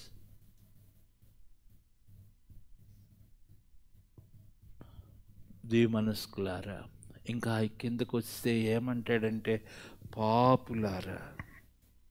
అక్కడ ఒక మాట నేను మొన్నటి దినాన్ని చెప్తూ ఉన్నాను. 5వ వచనం చూడండి, 5వ వచనం. ఆయన మన యందు నివసింపజేసిన ఆత్మ, ఆయన మన యందు నివసింపచేసిన ఆత్మ మత్సరపడునంతగా అపేక్షించున. ఈ మాట అర్థం ఏంటో తెలుసా? Do you know this word? మళ్ళీ చదవండి అమ్మా. ఆయన మన యందు నివసింపజేసిన ఆత్మ మత్సరపడునంతగా అపేక్షించున అను లేఖనము ఈ చెప్పి వచనం మీరు చదివితే భయపడాలి. ఈ వచనం మీకు అర్థమైతే. మరి కొన్నిసార్లు కొందరి గృహాల్లో ఏమంటారంటే, ఈ ఇంట్లో నేను ఉండను, వెళ్ళిపోతాను అంటారు. ఎందుకని? ఎంతకాలం ఉండాలి? పద్దాక నన్ను తిడుతూ ఉన్నారు, దూషిస్తున్నారు, నన్ను అసహించుకుంటున్నారు, నేను ఈ ఇంట్లో బతికున్నాను కానీ చచ్చినట్టే ఉన్నాను అన్నారు ఎప్పుడన్నా? ఇప్పుడు చూడండి, నీలో పరిశుద్ధాత్మ దేవుడు ఉన్నాడు, నువ్వు లోక స్నేహం చేస్తున్నావు, చేయకూడని పనులు చేస్తున్నావు, మాట్లాడుకొని మాట్లాడుతున్నావు. ఎంతకాలం అని పరిశుద్ధాత్మ దేవుడు ఉంటాడు నీలో? ఎంతకాలం ఆయన మత్సరపడుతూ ఉంటాడు? ఎంతకాలం బాధపడుతూ ఉంటాడు? ఆయన ఉండి నేను వెళ్ళిపోతాను అంటాడు. ఇంకా ఫినిష్ మన విశ్వాస జీవితం. అదే దేవుడు ఆదికాండం 6వ అధ్యాయంలో అన్నాడు. ఏమన్నాడంటే, నా ఆత్మ నరులతో ఎల్లప్పుడూ వాదించి, ఇంక నేను ఆర్గ్యూ చేయను, వెళ్ళిపోతాను. నీలో ఉన్నాడు దేవుడు, రక్షించబడిన పరిశుద్ధాత్మ దేవుడు వచ్చాడు. కానీ నువ్వు చేయకూడని పనులు చేస్తున్నావు, మాట్లాడుతున్నావు, నువ్వు చేయకూడని చేస్తున్నావు. ఇంకా ఆయన అంటాడు, ఇంకెంతకాలం అని నేను బాధపడుతూ ఉండను నీలో? నాకు ఇష్టం లేని బతుకుతున్నావు నీవు. How long I can stay in you?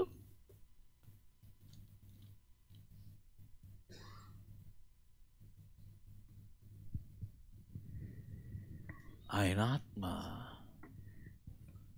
యాకోబు బలి రాశాడండి ఆ మాట. ఆయన మన యందు నివసింప చేసిన ఆత్మ మత్సరపడినంతగా అపేక్షించిన అను లేఖనము వ్యర్థమగున.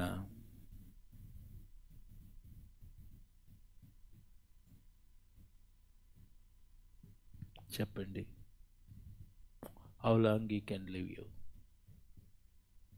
అందుకే ఏమంటాడంటే యాకోబు, చాలా అద్భుతమైన మాటలు. 8వ వచనం, దేవుని యొద్దకు రండి, అప్పుడు ఆయన మీ యొద్దకు వచ్చును అని. ఇది సూటి అయిన హెచ్చరిక ప్రార్థించడానికి వచ్చిన బిడ్డలకు. పాపులారా, మీ చేతులను శుభ్రం చేసుకుని, చదవండి, శుభ్రం చేసుకుని, మీ చేతులను శుభ్రము చేసుకొనుడి, దిమానస్కులారా మీ హృదయములను పరిశుద్ధపరచుకొనుడి, వ్యాకుల్యపడి దుఃఖపడుడి, ఏడువుడి, మీ నవ్వు దుఃఖమునకు మీ ఆనందము చింతకును మార్చుకునుడి, ప్రభు దృష్టికి మిమ్మల్ని మీరు తగ్గించుకునుడి, అప్పుడు ఆయన మిమ్మల్ని హెచ్చించును. దిస్ ఈజ్ యాక్చువల్లీ, ఇది వాస్తవానికి ప్రార్థన హెచ్చరిక. ద్విమనస్కులారా, పాపులారా, దుఃఖపడండి, ఏడవండి, మీ పాపాలు ఒప్పుకోనండి. పరిశుద్ధాత్మ దేవా, నా హృదయంలో ఏ అవిధేయతలను చూపించయ్యా. Come on, show me lord.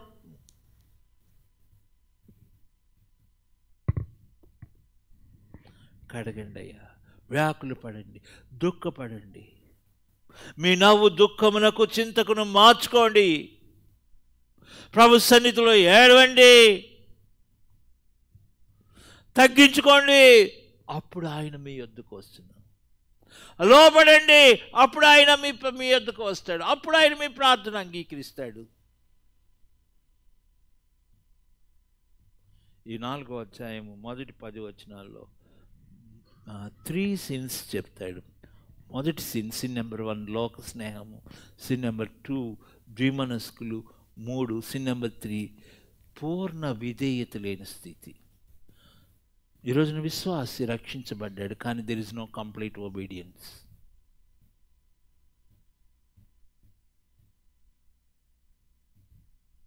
సౌలు విధేయుడయ్యాడా దేవునికి? 90% విధేయుడయ్యాడు, కానీ 10% అది విధేయతతో సమానం అనుకుంటున్నారా? అది అవిధేయత. అందరూ నిర్మూలన చేశాడు. దేవుడు అన్నాడు బెస్ట్ అన్నాడు, సాల్ యు డిడ్ గుడ్ జాబ్ అన్నాడా?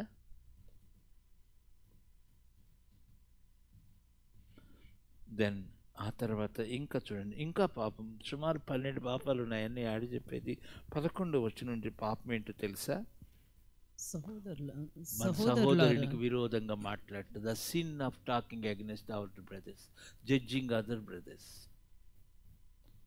నీ ఎదుటి సహోదరుని తీర్పు తీర్చడం. మన కంటిలో దూలం పెట్టుకుంటాం, ఎదుటివాడిని కంటిలో ఉన్న నలుసు తీయటానికి ప్రయత్నం చేస్తాం. Do you think that is correct? ఆ తర్వాత ఇంకా సిన్ ఏంటో తెలుసా? కిందకి 5వ అధ్యాయంలో పేదవాళ్ళకి ఇవ్వాల్సింది ఇవ్వకుండా బిగబడతాం, పనివారికి ఇవ్వాల్సిన డబ్బులు ఇవ్వకుండా బేరాలు ఆడతాం. That's a sin. ఇంకా సిన్ ఏంటో తెలుసా? ఓర్పు లేని స్థితి. We don't have the patience. ఒక మాట అంటే ఓర్చుకోలేము.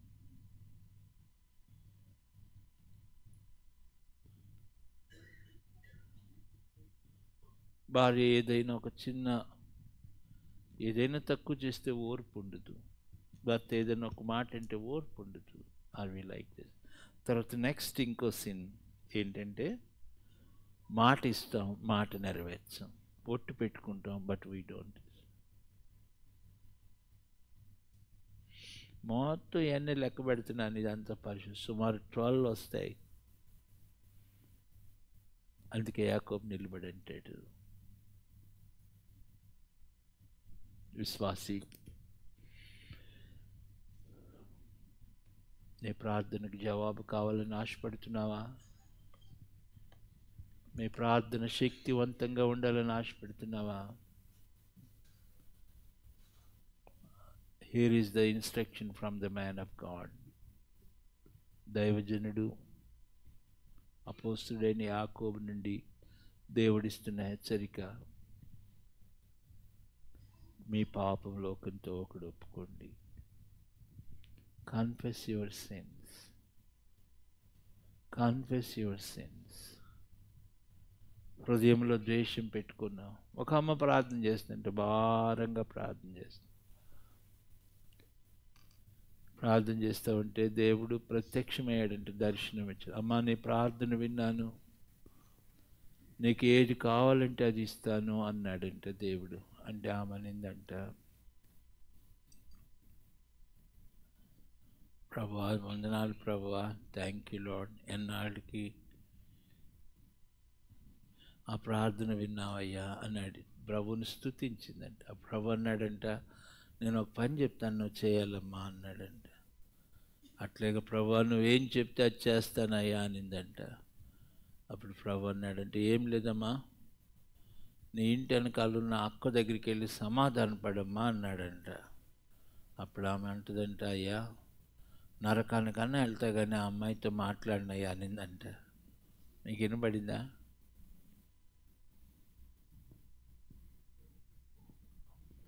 That's the thing.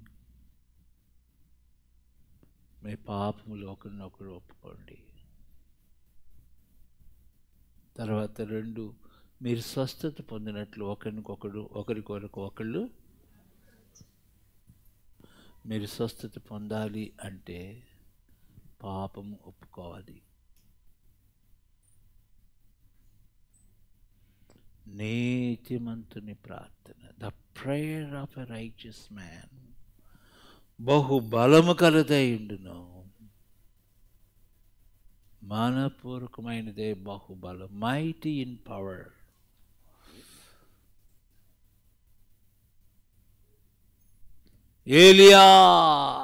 నేను ఏలియా ప్రార్థన గురించి చెప్దాం అనుకున్నాను. ఏలియా హృదయంలో ఉన్న మంట, ఏలియా హృదయంలో ఉన్న అగ్ని.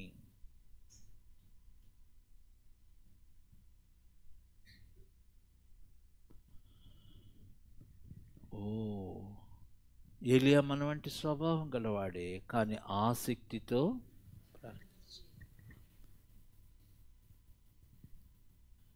మీరు ఆసక్తి అన్న మాటను మీరు ఎట్లాగా అర్థం చేసుకున్నారు చెప్పగలరా? ఆసక్తి అంటే అర్థం ఏమిటి మీరు చెప్పగలరా? ఆసక్తి అంటే అర్థం ఏంటి?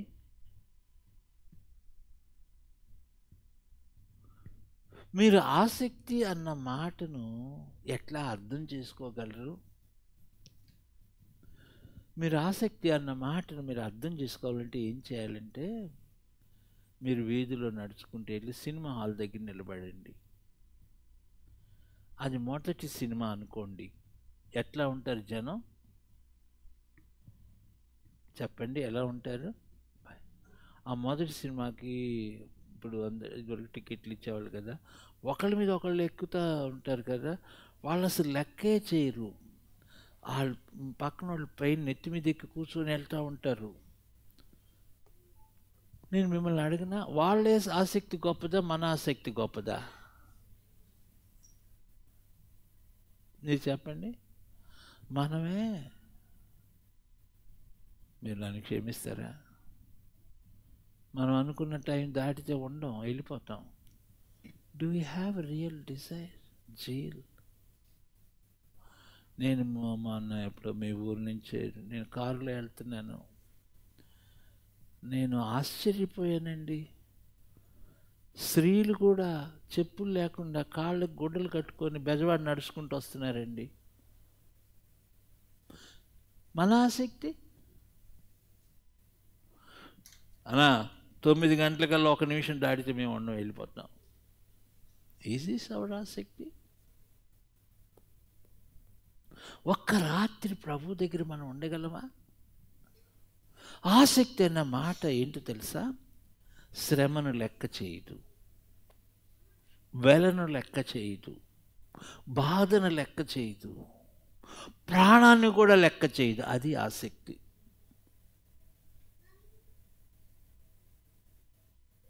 ప్రభు కొరకైన ఆసక్తి, ఆత్మల కొరకైన ఆసక్తి. Do you have that? ప్రభువుని ఎరిగిన అన్యులను చూడండి. బాబోయ్, వాళ్ళ ఆసక్తి ఏంటి? ఆ నల్లబట్టలోళ్ళు ఎర్రబట్టలోళ్ళు చూడండి, నాయనో ఆ కొండ మీదకి మోకాళ్ళ మీద ఎక్కుతున్నారంట. ఆ బెజవాడలో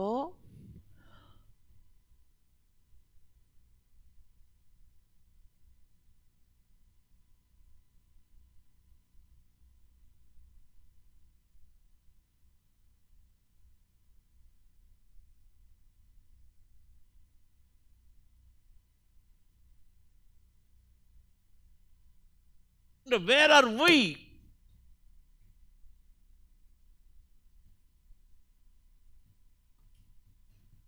మూడు సంవత్సరాలు ఏలియా అరణ్యంలో ఏడుస్తూ ఉన్నాడు తన ప్రజల కొరకు ఆసక్తితో. దేవా, నా ప్రజలు మిమ్మల్ని శక్తిని చూడాలి. అంతే. మన ఆసక్తి ఏంటి? ఫోన్ వస్తే ఆసక్తి పోద్ది కదూ? లోకస్తులతో పోల్చుకుంటే, అన్యులతో పోల్చుకుంటే మన ఆసక్తి జీరో కదండి. ఉందంటారు అసలు? ఖచ్చితంగా ఒక పూట ఉపవాసం ఉండగలవా? ఖచ్చితంగా ఒక రోజు ఉపవాసం ఉండగలవా? Do we have zeal for God?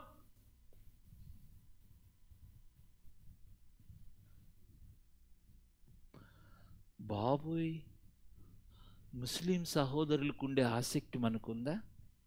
బాబోయ్, వాళ్ళకి ఎన్ని పనులన్నా ఉండని ఆ టైం వచ్చేసరికి మోకాళ్ళ మీద, రోడ్డు మీద కూడా మోకరించేస్తారు కదండి. ఒక అమ్మాయికి తెనాలి దగ్గర యాక్సిడెంట్ అయింది. ఆ అమ్మాయిని తీసుకొని హాస్పిటల్కి తీసుకెళ్ళారు.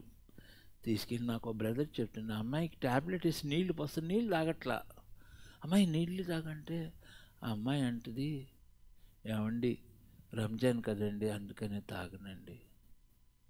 ఆ అమ్మాయికి కళ్ళు తిరిగి పడిపోయింది, యాక్సిడెంట్ అయింది, ట్యాబ్లెట్ వేసుకోమంటే ఏంటి మేము నీళ్లు తాగమండి పగలంతా.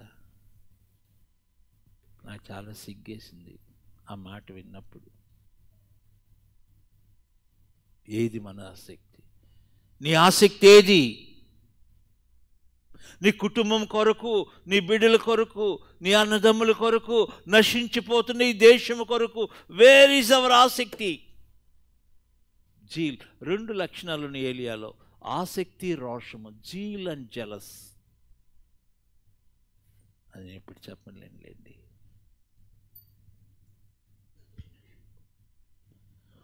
మీరేమనుకోరుగా?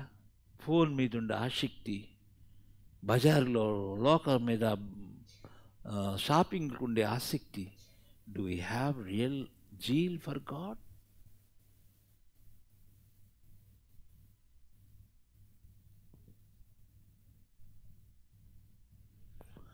ఏలియా ఆసక్తితో ప్రార్థన చేయి.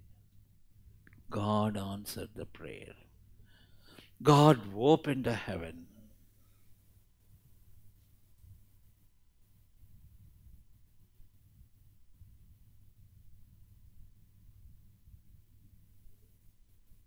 ప్రార్థన చేసుకుందామా?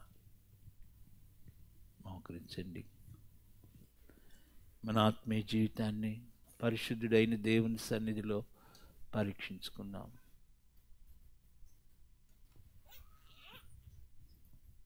వేర్ ఆర్ వి? మన ఆత్మీయ జీవితంలో ఎక్కడున్నాం?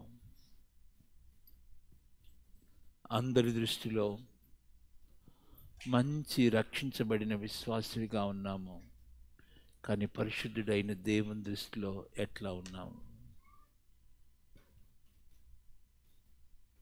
అక్కడున్న విశ్వాసులు మంచి విశ్వాసులుగా ఉన్నారు, కానీ దేవుని దృష్టిలో వ్యభిచారిణులుగా ఉన్నారు, ద్విమనస్కులుగా ఉన్నారు, పాపులుగా ఉన్నారు. డూ యూ థింక్ దేవుడు మీ ప్రార్థన విషయమై సంతోషిస్తాడా? ప్రార్థించే వ్యక్తి కాదు, క్షమించండి, ప్రార్థన కాదు, ప్రార్థించే వ్యక్తి ముఖ్యం. నీ వ్యక్తిగత జీవితం ఆయనకి ఇష్టంగా ఉందా? ఆ మహాదేవుడు నీ ప్రార్థన వినకముందు నిన్ను అంగీకరిస్తాడన్న సంగతి నీకు తెలుసా? అన్నారండి. అన్నా, ప్రార్థన చేసుకుందాం.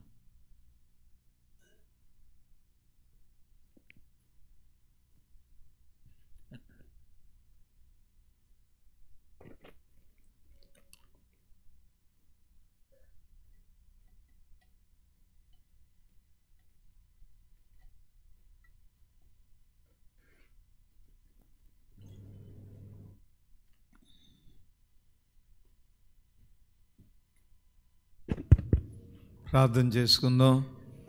దయచేసి కొంచెం సేపు నోరు తెరిచి ప్రార్థన చేయండి అమ్మా. నువ్వు ప్రార్థన చేస్తున్నావు కానీ జవాబులు ఎందుకు రావడం లేదో దేవుడు నీతో మాట్లాడుతూ ఉన్నాడు. మనం ఏంటంటే ప్రార్థన అయితే చేసేస్తున్నాం కానీ మన జీవితం దేవునికి అంగీకారంగా ఉందో లేదో చూసుకోవడం లేదు.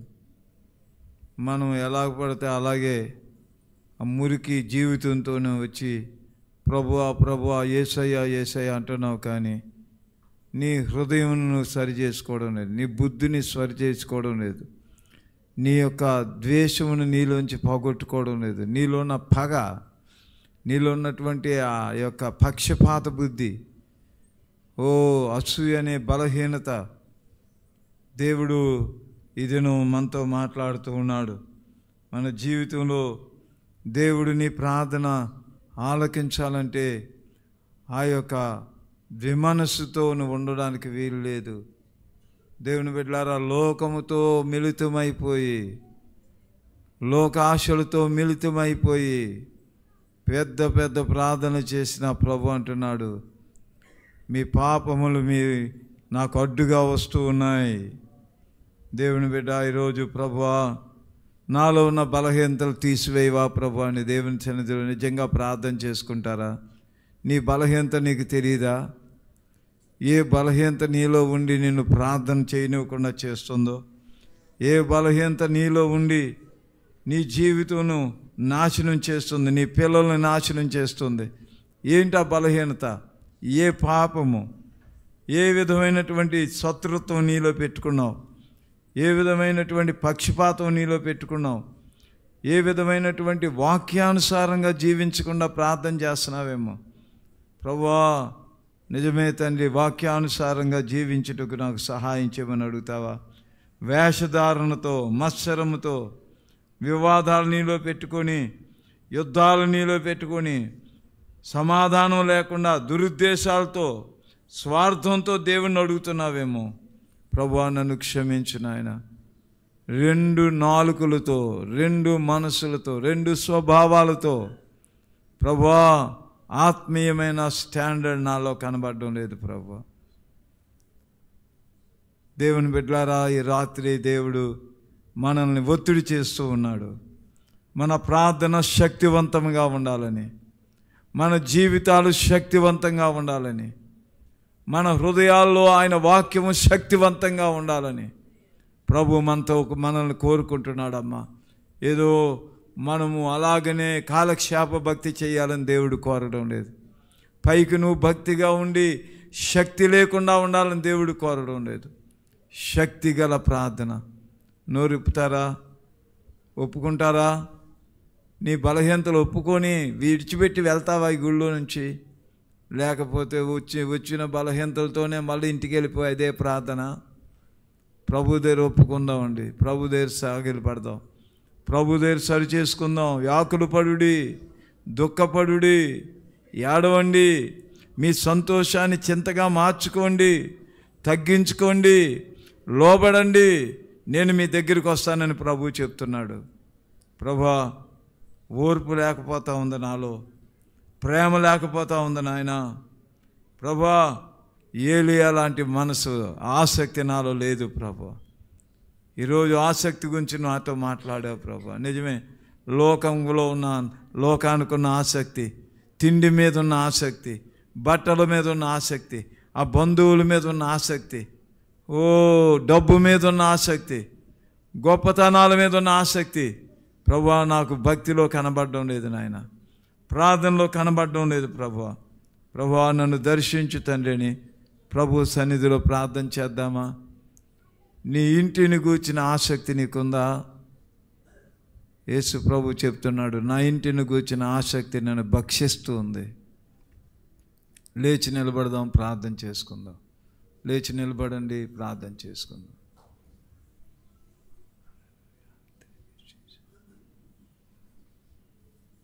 Thank you Jesus. చిన్న సమర్పణ చేసుకుందామా? సజీవ యాగముగా ప్రభు దగ్గర నీ యొక్క తలంపులు, నీ మనస్సు, నీ ఆలోచనలు, నీ ఉద్దేశాలు సమర్పించుకోమంటున్నాడు ప్రభు.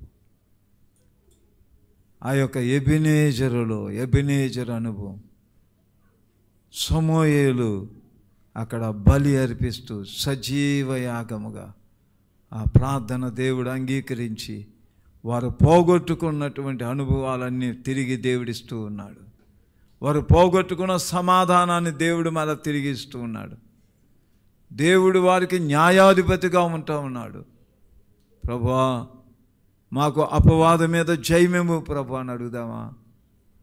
ప్రభువా చీకటి మీద మాకు జయమివ్వు నాయన, మోసాల మీద మాకు జయమివ్వు ప్రభువా, అపవిత్రమైన వాటిని చూడకుండా మాకు జయమివ్వు ప్రభువా, అపవిత్రమైన మాటలు పలకకుండా మాకు జయమివ్వు నాయన.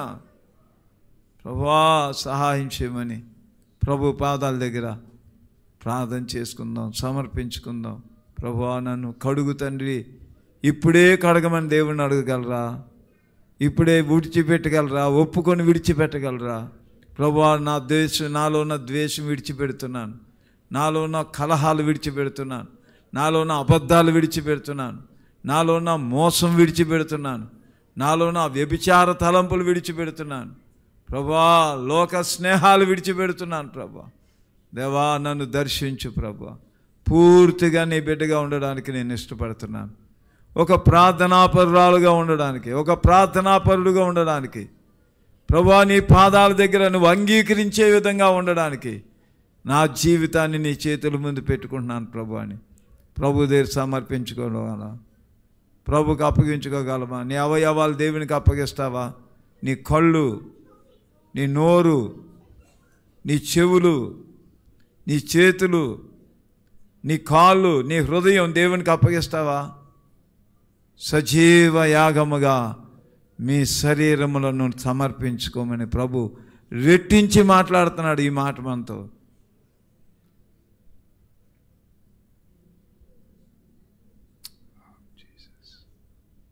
వేషధారునొద్దు ప్రభా. ఇంకెంతకాలం నేను వేషధారిగా ఉంటాను ప్రభా. ప్రభా పైన ఒకటి లోపల ఒకటి, ఓ ఎంత వేషధారణ ప్రభా. గుళ్ళో ఒకలాగా, బయటికి వెళ్తే ఒకలాగా. ఓ తండ్రి క్షమించు నాయన. ఇక నేను వేషధారిగా ఉండలేను ప్రభా అని చెప్పగలవా దేవునికి? ఓ ప్రభా, నాలో యథార్థత ఇవ్వండి ప్రభా. నీతి జీవితం నాకు ఇవ్వండి నాయన. నీతిమంతుని ప్రార్థన, నీతిమంతుని ప్రార్థన, విశ్వాస సహితమైన ప్రార్థన, ఆసక్తితో చేసే ప్రార్థన ప్రభువా నాకు ఇమ్ము నాయన. ప్రభుకి ప్రార్థన చేసుకుందాం, ప్రభు సన్నిధిలో ప్రార్థన చేసుకుందాం. వద్దండి ఇంకా వేషధారిగా ఉండొద్దు. మనం ప్రభు దగ్గర మన హృదయాలు కుమ్మరించుకునేలాగా ఉందాం. ప్రభు దగ్గర మన హృదయాలు కుమ్మరించుకునేటట్టుగా ఉందాం. ప్రభువా నీ కృప నాకు దయచేయి నాయనా. హన్నా ఎలా ప్రార్థన చేయగలిగింది ప్రభువా, సమూయేలు ఎలా ప్రార్థన చేయగలిగాడు ప్రభువా. అయ్యో ప్రభా, మాకు అలాంటి ప్రార్థన జీవితం ఇవ్వని ప్రభువుని అడుగుదాం. దేవుడి రోజు యాకోబు పత్రిక నుండి ఎంతో చక్కగా ప్రభు మాట్లాడాడమ్మా. నీ గురించే మాట్లాడాడు తల్లి. అయ్యా బాబు, నీ గురించే ప్రభు మాట్లాడాడు, నీ కుటుంబం గురించే ప్రభు మాట్లాడాడు. అయినా నీ హృదయం తెరవా? అయినా నువ్వు సరి చేసుకోవా? అలాగ బండబారిపోయి వెళ్ళిపోతావు మళ్ళీ ఇంటికి. ప్రభు దగ్గర సరి చేసుకొని వెళ్దాం, ప్రభు దగ్గర సరి చేసుకొని వెళ్దాం, ప్రభు దగ్గర సరి చేసుకొని వెళ్దాం. ప్రభువా నా జీవితము నీకు అంగీకారంగా ఉండేటట్టుగా చేయి ప్రభువా. అయినా నా నోటి మాటలు, నా హృదయ ధ్యానము నీ దృష్టికి అంగీకారంగా చేసుకో ప్రభు అని అడుగుతాం. తప్పక ప్రభు సహాయం చేస్తాడు, తప్పక ప్రభు సహాయం చేస్తాడు. అలాంటి ప్రార్థనా పరునిగా నన్ను చేయమని ప్రభుని అడుగుదాం. ప్రార్థన చేసుకుందాం. ప్రేమగల మా ప్రభువా,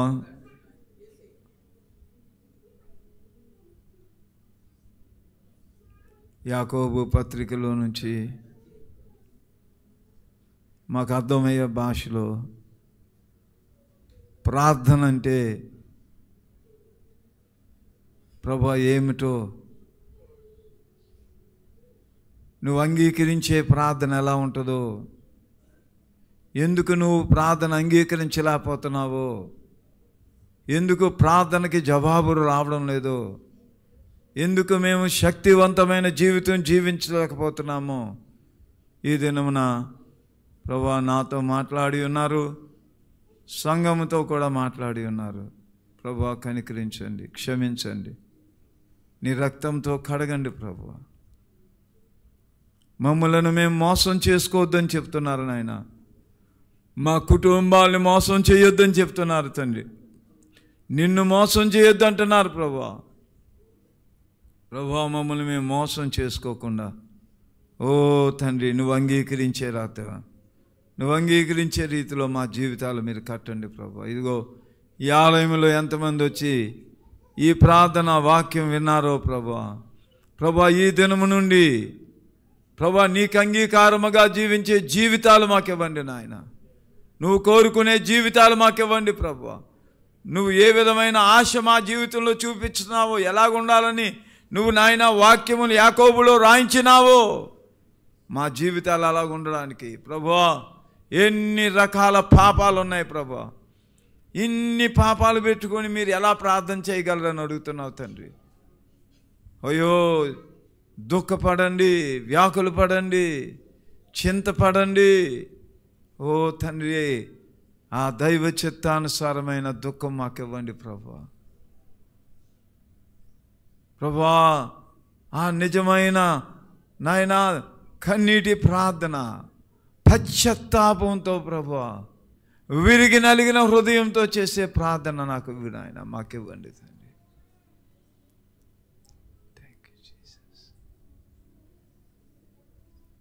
ప్రభువా నీకు వందనాలు తండ్రి. ఇక మేము వేషధారులుగా ఉండకూడదని నువ్వు కోరుతున్నావు ప్రభువా. ఇక మేమేమాత్రము కూడా వేషధారులుగా ఉండడానికి నువ్వు ఇష్టపడడం లేదు ప్రభువా. ఇంకా మాకు కలహాలతో, మా కుటుంబ కలహాలతో నాయన, ద్వేషాలతో, పగతో, అసూయతో, మత్సరాలతో నాయన మేము ఉండకూడదని నువ్వు కోరుతున్నావు ప్రభువా. దేవా నిజమైన ప్రార్థన జీవితము దేవా మీరు మాలో పెట్టండి నాయన. నీకు ఇష్టమైన ప్రార్థన, నువ్వు అంగీకరించే ప్రార్థన ప్రభా, ఆ సమూయేలు లాంటి ప్రార్థన, సజీవ యాగముగా మేము సమర్పణ చేసుకొని నాయన ఆసక్తితో చేసే ప్రార్థన, విశ్వాసంతో చేసే ప్రార్థన, పాపములు ఒప్పుకొని చేసే ప్రార్థన మా జీవితాలకి మీరు అనుగ్రహించండి. నీ దాసులు బహుభారంతో దేవుని వాక్యము విత్తి ఉన్నారు ప్రభువా.